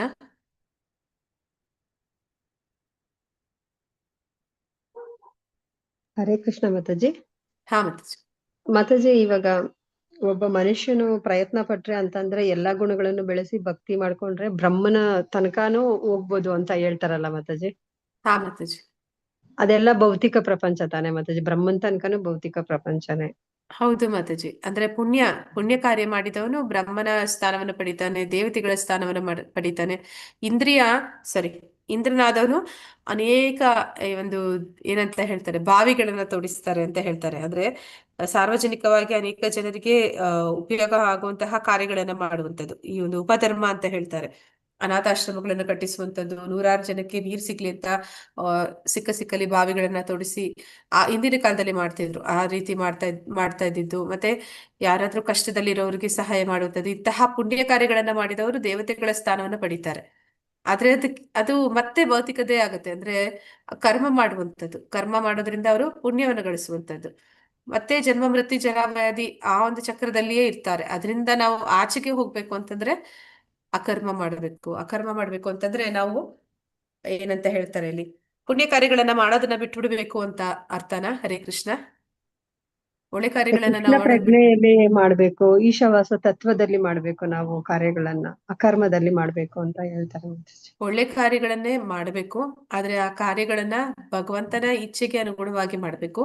ಮತ್ತೆ ಅದನ್ನ ಭಗವಂತನಿಗೆ ಅರ್ಪಿಸಿ ಮಾಡಬೇಕು. ಅದರಿಂದ ನನಗೆ ಏನೋ ಪುಣ್ಯ ಬೇಕು, ನನಗೆ ಒಳ್ಳೇದಾಗ್ಬೇಕು, ನಾನ್ ಮುಂದಿನ ಜನ್ಮದಲ್ಲಿ ಈ ರೀತಿ ದೇವತೆ ಆಗ್ಬೇಕು, ಆ ತರ ಇಚ್ಛೆ ಇಟ್ಕೊಂಡು ಮಾಡುವಂಥದ್ದಲ್ಲ. ಭಗವಂತ ನನ್ಗೆ ಇದನ್ನ ಮಾಡೋಕೆ ಅವಕಾಶ ಕೊಟ್ಟಿದ್ದಾನೆ, ನಾ ಮಾಡ್ತಿದ್ದೀನಿ, ಇದು ಅವನಿಗೆ ಅರ್ಪಣೆ ಆಗ್ಲಿ ಅಂತ ಹೇಳಿ ಮಾಡುವಂಥದ್ದು. ಅಂದ್ರೆ ಸರ್ವಂ ಕೃಷ್ಣಾರ್ಪಣ ಮಸ್ತು, ಭಗವಂತ ನಿನಗೆ ಇದನ್ನ ಒಪ್ಪಿಸಿದ್ದೀನಿ. ಅಂದ್ರೆ ನಾ ಒಂದು ಆಹಾರ ಸೇವನೆ ಮಾಡಿದ್ರು ಕೂಡ ಭಗವಂತ ನಿನ್ನ ಪ್ರಸಾದವನ್ನಷ್ಟೇ ಸ್ವೀಕಾರ ಮಾಡ್ತೀನಿ. ಯಾವ್ದೋ ಒಂದು ಒಳ್ಳೆ ಕಾರ್ಯ ಆಗ್ತಿದೆ ಅಂತಂದ್ರೆ ಭಗವಂತನ ನಾಮಸ್ಮರಣೆ ಮಾಡ್ತಾ ಇದ್ದೀನಿ. ಅಲ್ಲಿ ಯಾರಿಗೆ ಮಾಡ್ತಾ ಇದ್ದೀನಿ ಅವರಿಗೂ ಕೂಡ ಭಗವಂತನ ಕೃಪೆ ಸಿಗ್ಲಿ ಅಂತ ಬಯಸ್ತಾ ಇದ್ದೀನಿ. ಭಗವಂತನ ಮಹಿಮೆಗಳನ್ನ ಹಾಡ್ತಾ ಇದ್ದೀನಿ, ಉಗುಳ್ತಾ ಇದ್ದೀನಿ, ಹೇಳ್ತಾ ಇದ್ದೀನಿ. ಇನ್ನೊಬ್ಬರು ಕೂಡ ಅದನ್ನ ತಿಳ್ಕೊಳ್ಳಿ ಅಂತ ಪ್ರಯತ್ನ ಪಡ್ತಾ ಇದ್ದೀನಿ. ಅಂದ್ರೆ ನಾನು ಯಾರಿಗೆ ಏನೇ ಪುಣ್ಯ ಕಾರ್ಯ ಅಂತ ಏನು ಮಾಡ್ತಿದ್ರು ಕೂಡ ಅದು ಅದರಿಂದ ಯಾವುದೇ ಫಲಗಳು ನನಗೆ ಬೇಕಿಲ್ಲ. ಅದು ಭಗವಂತನಿಗೆ ತೃಪ್ತಿ ಆಗ್ಬೇಕು. ನಾನ್ ಮಾಡ್ತಾ ಇರುವಂತ ಕಾರ್ಯ ಅದು ಭಗವಂತನಿಗೆ ಮೆಚ್ಚುಗೆ ಆಗ್ಬೇಕು, ನನಗಾಗಿ ಅಥವಾ ಇನ್ನೊಬ್ಬರಿಗಾಗಿ ಮೆಚ್ಚಿಸೋದಕ್ಕಾಗಿ ಮಾಡುವಂತದ್ದಲ್ಲ. ಅದನ್ನ ಇಲ್ಲಿ ಹೇಳ್ತಾ ಇದ್ದಾರೆ ಮಾತಾಜಿ. ಹರೇ ಕೃಷ್ಣ ಮಾತಾಜಿ. ಹರೇ ಕೃಷ್ಣ ಮಾತಾಜಿ. 5ನೇ ಮಂತ್ರ ಓದಣ್ವಾ? ಇನ್ನೊಂದು 10 ನಿಮಿಷ ಇದೆ. ಓಕೆ, ಮಂತ್ರ ಮಾತ್ರ ಓದೋಣ, ನೋಡೋಣ ಏನಿದೆ ಅಂತ. ಮಂತ್ರ 5. ತದೇಜತಿ ತನ್ನೈಜತಿ ತದ್ದೂರೆ ತದ್ವಂತಿಕೆ ತದಂತರಸ್ಯ ಸರ್ವಸ್ಯ ತದು ಸರ್ವಸ್ಯಾಸ್ಯ ಬಾಹ್ಯತಃ. ಹರೇ ಕೃಷ್ಣ. ಯಾರಾದ್ರೂ ಓದ್ತೀರಾ? ಹರೇ ಕೃಷ್ಣ ಮಾತಾಜಿ. ಮಾತಾಜಿ. ಹಾ ಪ್ರಭು. ಹರೇ ಕೃಷ್ಣ ಮಾತಾಜಿ. ತದಜತಿ ತನ್ನೈಜತಿ ತದ್ಧೂರೆ ತದ್ವಂತಿಕೆ ತದಂತರಸ್ಯ ಸರ್ವಸ್ಯ ತದು ಸರ್ವಸ್ಯ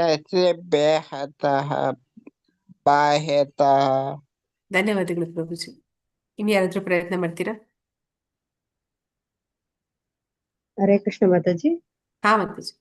ತದೇಚತಿ ತನ್ನೈಜತಿ ತದ್ದೂರೆ ತದ್ವಂತಿಕೆ ತದಂತರಸ್ಯ ಸರ್ವಸ್ಯ ತದು ಸರ್ವಸ್ಯಸ್ಯ ಬಾಹ್ಯತಃ. ಹರೇ ಹರೇ ಕೃಷ್ಣ ಕೃಷ್ಣ. ಮಾತಾಜಿ. ಹರೇ ಕೃಷ್ಣ ಮಾತಾಜಿ. ಇನ್ನು ಯಾರಾದ್ರೂ ಓದ್ತೀರಾ?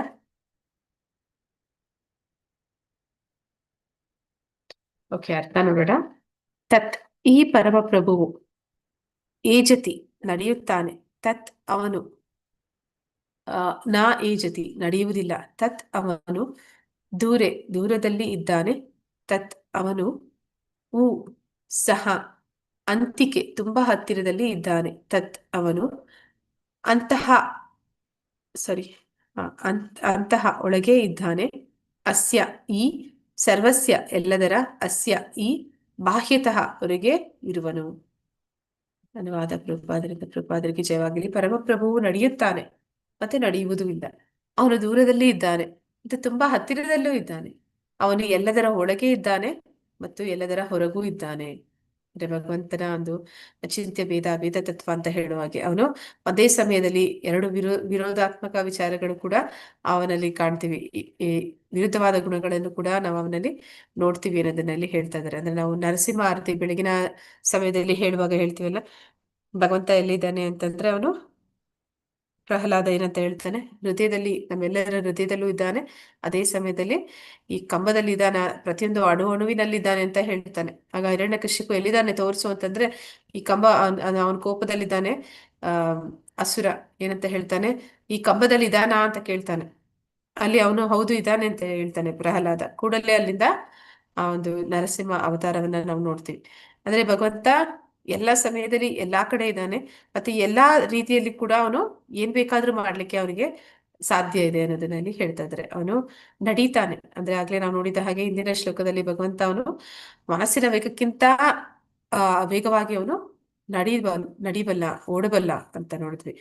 ಅದೇ ಸಮಯದಲ್ಲಿ ನಡೆಯೋದಿಲ್ಲ ಅಂತಂದ್ರೆ ಅವನ ಧಾಮದಲ್ಲಿ ಸದಾ ಮಹಾವಿಷ್ಣು ಯಾವ ರೀತಿ ಇರ್ತಾನೆ? ಹರೇ ಕೃಷ್ಣ. ಶಯನದಲ್ಲಿ ಮಾತ್ರ. ಅವನು ಯೋಗ ನಿದ್ರೆಯಲ್ಲಿದ್ದಾನೆ, ಅವನು ನಡೆಯೋದಿಲ್ಲ. ಅಂದ್ರೆ ಅವನು ಪರಮಾತ್ಮನಾಗಿ ಕ್ಷೀರೋದಕಶಾಹಿ ವಿಷ್ಣುವಾಗಿ ಅವನು ಶಯನ ರೂಪದಲ್ಲೇ ಇದ್ದಾನೆ, ಅನಂತ ಪದ್ಮನ ಹಾಗೆ ಮಲಗಿದ್ದಾನೆ. ಆದ್ರೆ ಅದೇ ಸಮಯದಲ್ಲಿ ಅವನು ಎಲ್ಲರ ಹೃದಯದಲ್ಲೂ ಕೂಡ ಇದ್ದಾನೆ. ಹಾಗೆ ಭಗವಂತನ ಒಂದು ವಿಷಯ ಅನ್ನುವಂಥದ್ದು ವಿರೋಧಾತ್ಮಕವಾಗಿ ಇರುತ್ತೆ. ಯಾಕಂದ್ರೆ ಅವನು ಅಚಿಂತ್ಯ, ನಮ್ಮ ಒಂದು ಚಿಂತನೆಗೆ ನಿಲುಕದೇ ಇರುವಂತವನು. ಅವನು ಏನ್ ಬೇಕಾದ್ರೂ ಅವನಿಂದ ಮಾಡ್ಲಿಕ್ಕೆ ಸಾಧ್ಯ ಆಗುತ್ತೆ. ಅವನು ದೂರದಲ್ಲಿ ಇದ್ದಾನೆ ಮತ್ತು ತುಂಬಾ ಹತ್ತಿರದಲ್ಲೂ ಇದ್ದಾನೆ. ಅಂದ್ರೆ ಈ ಒಂದು ಭೌತಿಕ ಜಗತ್ತು, ಆ ಆಕಾಶ ಅನ್ನುವಂಥದ್ದು, ಅಲ್ಲಿ ಇರುವಂತಹ ಒಂದು ಗ್ರಹ ವ್ಯೂಹಗಳು, ಅದನ್ನ ನಾವು ಊಹೆ ಮಾಡಿದ್ರೆ ನಮಗೆ ಏನಂತ ಹೇಳ್ತಾರೆ, ದಿಗ್ಭ್ರಮೆ ಆಗತ್ತೆ ಅಂತ ಹೇಳ್ಬೇಕು. ಅಂದ್ರೆ ಈ ಬ್ರಹ್ಮಾಂಡ ನಾವೇನ್ ನೋಡ್ತಾ ಇದೀವಿ, ಅಲ್ಲಿ 7 ಊರ್ಧ್ವ ಲೋಕ 7 ಅಧೋಲೋಕಗಳು ಇದೆ ಅಂತ ಹೇಳ್ತಾರೆ. ಆದ್ರೆ ನಾವು ಏನು ವಿಜ್ಞಾನಿಗಳು ಮಾಡ್ತಾ ಇದ್ದಾರೆ, ಆ ಒಂದು ಸಂಶೋಧನೆ ಮೂಲಕ ನಾವು ನೋಡ್ತಾ ಇದ್ರೆ ನಮ್ಗೆ ಅಲ್ಲಿ ಎಲ್ಲಾದ್ರೂ ಊರ್ಧ್ವ ಲೋಕಗಳು ಅಧೋಲೋಕಗಳು ಕಾಣ್ತಾ ಇದೆಯಾ? ಹರೇ ಕೃಷ್ಣ. ಇಲ್ಲ ಮಾತಾಜಿ, ಹೆಚ್ಚಂದ್ರೆ ಗ್ರಹಗಳು ಅಥವಾ ಚಂದ್ರ ಹಾಗೆ ಕಾಣೋದಲ್ದಲೆ ಒಂದು ಬೇರೆ ವಿಚಿತ್ರ ಲೋಕ ಅಂತ ಕಾಣ್ಲಿಲ್ಲ ಮಾತಾಜಿ. ಯಾಕೆಂದ್ರೆ ಆ ಲೋಕಗಳು ಕೂಡ ಅದು ನಮ್ಮ ಈ ಇಂದ್ರಿಯಗಳಿಂದ ಗ್ರಹಣಕ್ಕೆ ಸಿಗದೇ ಇರುವಂತವು. ಅಂದ್ರೆ ನಮ್ಮ ಟೆಲಿಸ್ಕೋಪ್ಗಾಗ್ಲಿ ಅಥವಾ ನಮ್ಮ ಈ ಕಣ್ಣುಗಳಿಗಾಗ್ಲಿ ಅದನ್ನ ಕಾಣ್ಲಿಕ್ಕೆ ಸಾಧ್ಯ ಇಲ್ಲ. ಅಂದ್ರೆ ಈಗ ಹೇಳ್ತಾರೆ, ಜೀವಿಗಳು ಪ್ರತಿಯೊಂದು ಲೋಕದಲ್ಲೂ ಕೂಡ ಅವರು ಆವರಿಸ್ಕೊಂಡಿದ್ದಾರೆ ಅಂತ. ಅಂದ್ರೆ ಎಲ್ಲಾ ಲೋಕಗಳು ಜೀವಿಗಳಿಂದ ತುಂಬಿದೆ ಅಂತ. ಸೂರ್ಯ ವಿವಸ್ವಾನ್, ಅವನು ಸೂರ್ಯ ಲೋಕದಲ್ಲಿ ಇದ್ದಾನೆ. ನಾವ್ ಯಾರಾದ್ರೂ ಸೂರ್ಯ ಲೋಕದಲ್ಲಿ ಇರ್ಲಿಕ್ಕೆ ಸಾಧ್ಯ ಇದೆಯಾ? ಹೋಗಕ್ಕೆ ಆಗತ್ತ ಸೂರ್ಯನ ಹತ್ರ? ಇಲ್ಲ ಮಾತಾಜಿ, ಇಲ್ಲ ಸುಟ್ಟೋಗ್ತೀವಲ್ಲ, ಅದೆಷ್ಟೋ ಆ, ಕಿಲೋಮೀಟರ್ ಒಳಗಡೆ ಹೋದ್ರೇನೆ ನಾವು ಸುಟ್ಟು ಬೂದಿ ಆಗೋಗ್ತೀರಿ ಅಂತಾರೆ ಹಾ, ಮಾತಾಜಿ. ನಮ್ಮ ಆತ್ಮಕ್ಕೆ, ಅಂದ್ರೆ ನಮ್ಮ ದೇಹಕ್ಕೆ ಶಕ್ತಿ ಇಲ್ಲ, ಆದ್ರೆ ಆತ್ಮಕ್ಕೆ ಇದೆ. ಆತ್ಮವನ್ನ ಅಗ್ನಿಯಿಂದ ಸುಡೋದಕ್ಕಾಗತ್ತಾ? ಆಗಲ್ಲ ಮಾತಾಜಿ. ಅಂದ್ರೆ ಅಲ್ಲಿ ಆತ್ಮಗಳು ಇದೆ, ಅಂದ್ರೆ ಅದಕ್ಕೆ ಬೇರೆ ರೂಪಗಳಿದೆ. ಅಂದ್ರೆ ನಮ್ಮ ಅಂತ ರೂಪ ಇಲ್ಲ, ನಮ್ಮ ಅಂತ ಐಹಿಕ ದೇಹಗಳು ಇಲ್ಲ. ಹಾಗೆ ಆ ಆತ್ಮವನ್ನ, ನಮ್ಮ ಒಳಗಡೆ ಇರುವ ಆತ್ಮವನ್ನ ನಾವು ಕಾಣ್ಲಿಕ್ಕೆ ಸಾಧ್ಯ ಆಗ್ತಿಲ್ಲ. ಹಾಗಂದ್ ಮಾತ್ರಕ್ಕೆ ಆತ್ಮ ಇಲ್ಲ ಅಂತಲ್ಲ. ಹಾಗೆ ಈ ಒಂದು ಎಲ್ಲಾ ಲೋಕಗಳಲ್ಲೂ ಈ ಜೀವಾತ್ಮಗಳು ಆವರಿಸ್ಕೊಂಡಿದ್ದಾರೆ. ಹಾಗೆ ಈ ಒಂದು ಭೌತಿಕ ಜಗತ್ತು ಅನ್ನುವಂಥದ್ದು ಏನಿದೆ, ಬ್ರಹ್ಮಾಂಡ ಅನ್ನುವಂಥದ್ದು ಏನಿದೆ, ಅದನ್ನ ನಾವು ನೋಡೋದಕ್ಕೆ ಸಾಧ್ಯ ಇಲ್ಲ. ನೋಡೋದೇನೋ ಅದನ್ನ ಊಹೆ ಮಾಡೋದಕ್ಕೂ ಕೂಡ ಸಾಧ್ಯ ಇಲ್ಲ. ನಾವು ಏನ್ ನೋಡ್ತಾ ಇದೀವಿ, ಭೂಮಿ ಇದೆ, ಸೌರಮಂಡಲ ಇದೆ. ಆ ಸೌರಮಂಡಲ ಎಲ್ಲಿದೆ? ಆ ಒಂದು ಗ್ಯಾಲಕ್ಸಿ ಅಂತ ಹೇಳ್ತಾರೆ, ಮಿಲ್ಕಿ ವೇ ಅಂತ. ಅಂತದ್ದು ಸಾವಿರಾರು ಗ್ಯಾಲಕ್ಸಿಗಳಿದೆ. ಆ ಸಾವಿರಾರು ಗ್ಯಾಲಕ್ಸಿಗಳಿಂದ ಆಚೆ ಹೋದ್ರೆ, ಇದು ನಾನು ಏನ್ ಹೇಳ್ತಾ ಇರೋದು, ಇದು ಬರೀ ಭೂಲೋಕದ ಕತೆ ಅಷ್ಟೇ. ಅದ್ರ ಮೇಲ್ಗಡೆ ಇರೋದು ಕೆಳಗಡೆ ಇರೋದು ನಾವು ಕಂಡಿಲ್ಲ, ಯಾಕಂದ್ರೆ ಅದು ನಮ್ಗೆ ಗೋಚರ ಆಗೋದಿಲ್ಲ.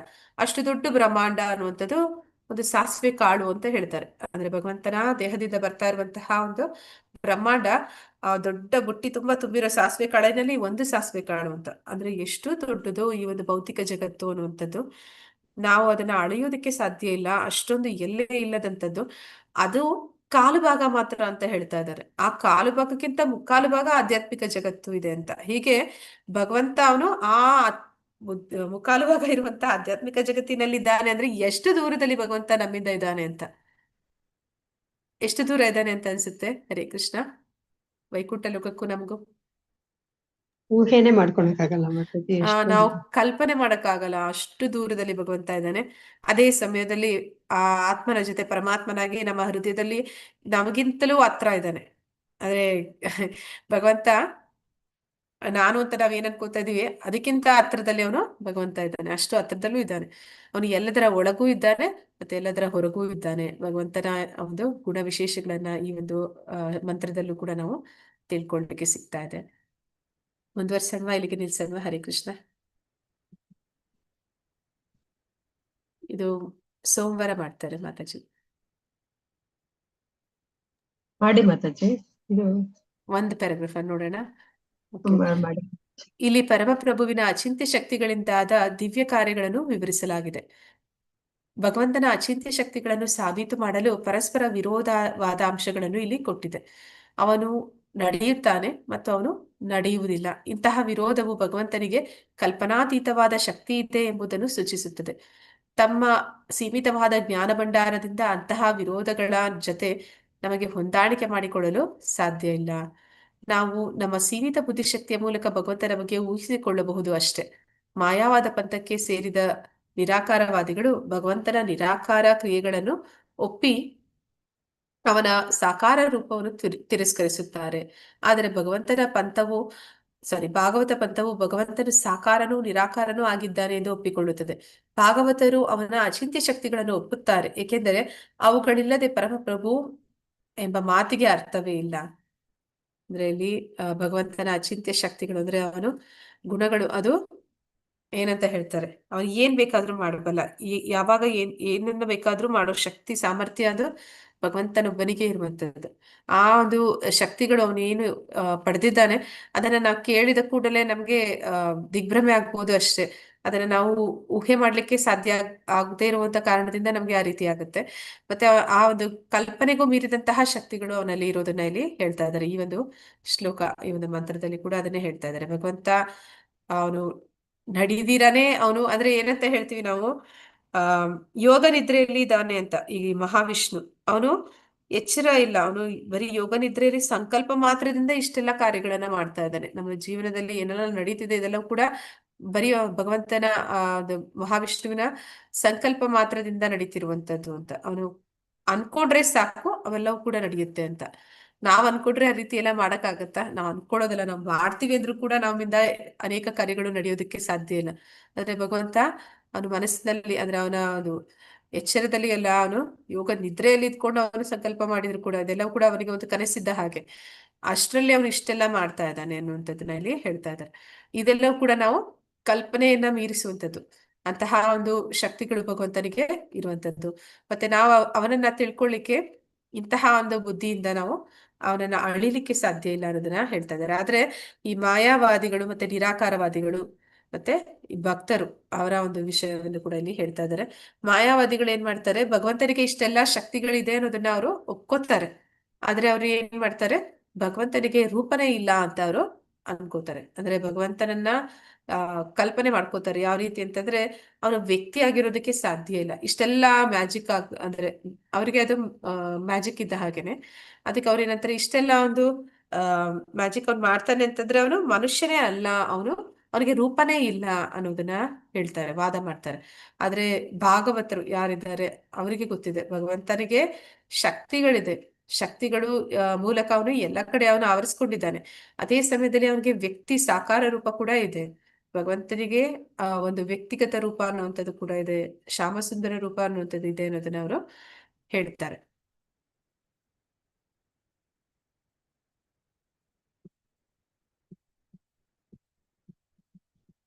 ಅಂದ್ರೆ ಭಗವಂತ ಅವನು ನಡೀತಾನೆ ಅಂದ್ರೆ ಅವನಿಗೆ ಕಾಲುಗಳಿರ್ಬೇಕು. ಅಂದ್ರೆ ಭಗವಂತನಿಗೆ ನಿಜವಾಗ್ಲೂ ರೂಪ ಇದೆಯಾ ಇಲ್ವಾ? ಹರೇ ಕೃಷ್ಣ.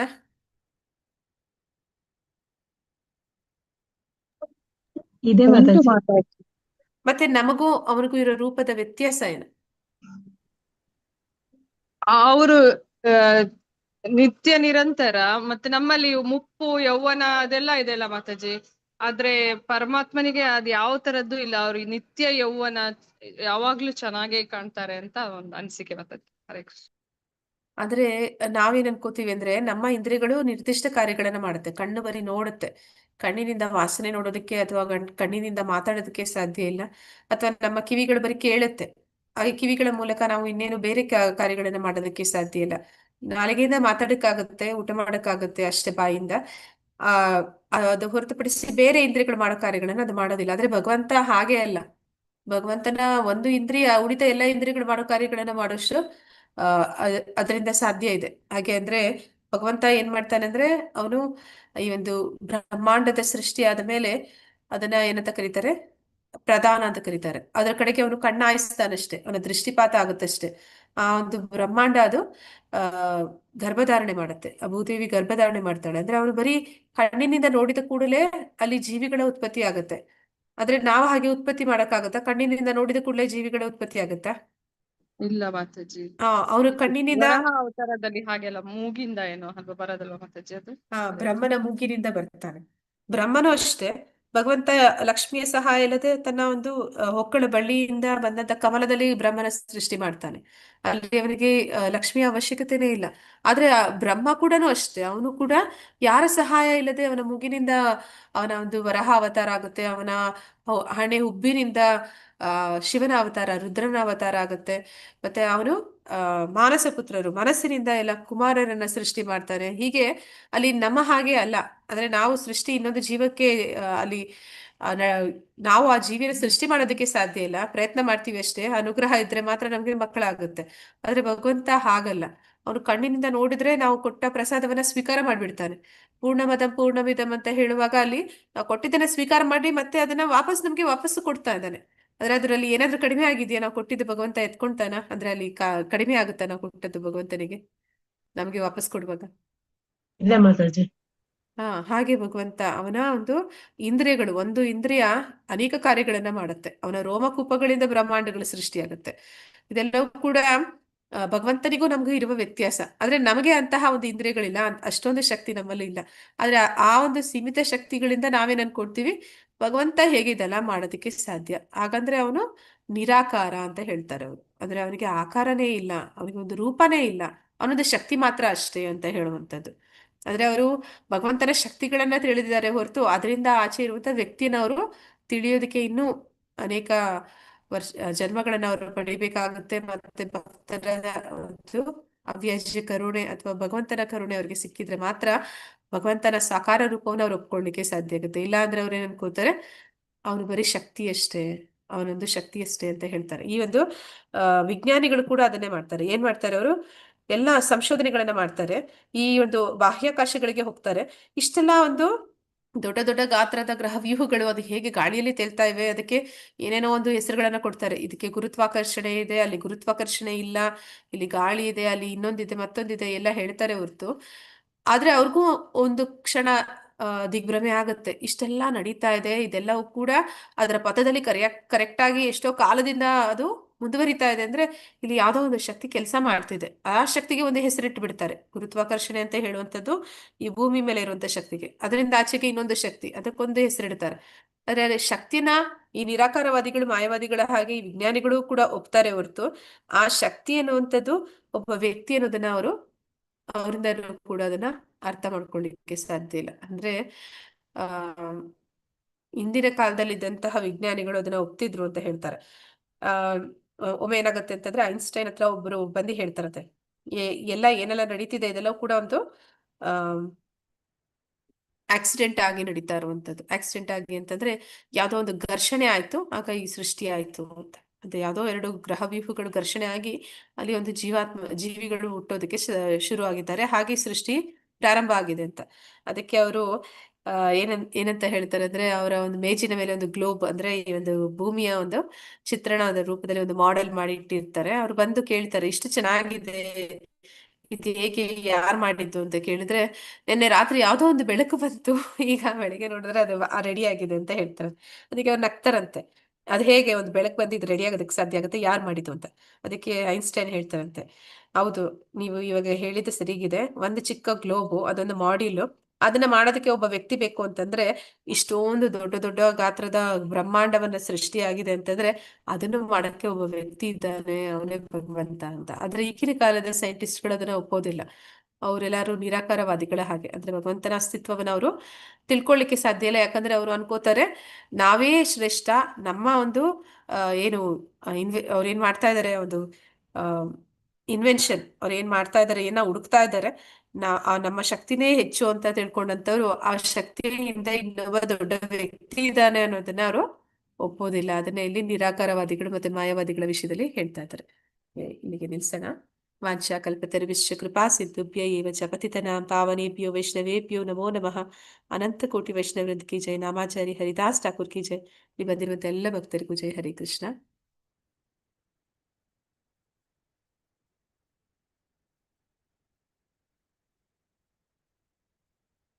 ಮತ್ತೆ ಯಾರಿಗಾದ್ರೂ ಏನಾದ್ರೂ ಹೇಳಲಿಕ್ಕಿದ್ರೆ ಹೇಳ್ಬೋದು. ಹರಿ ಕೃಷ್ಣ.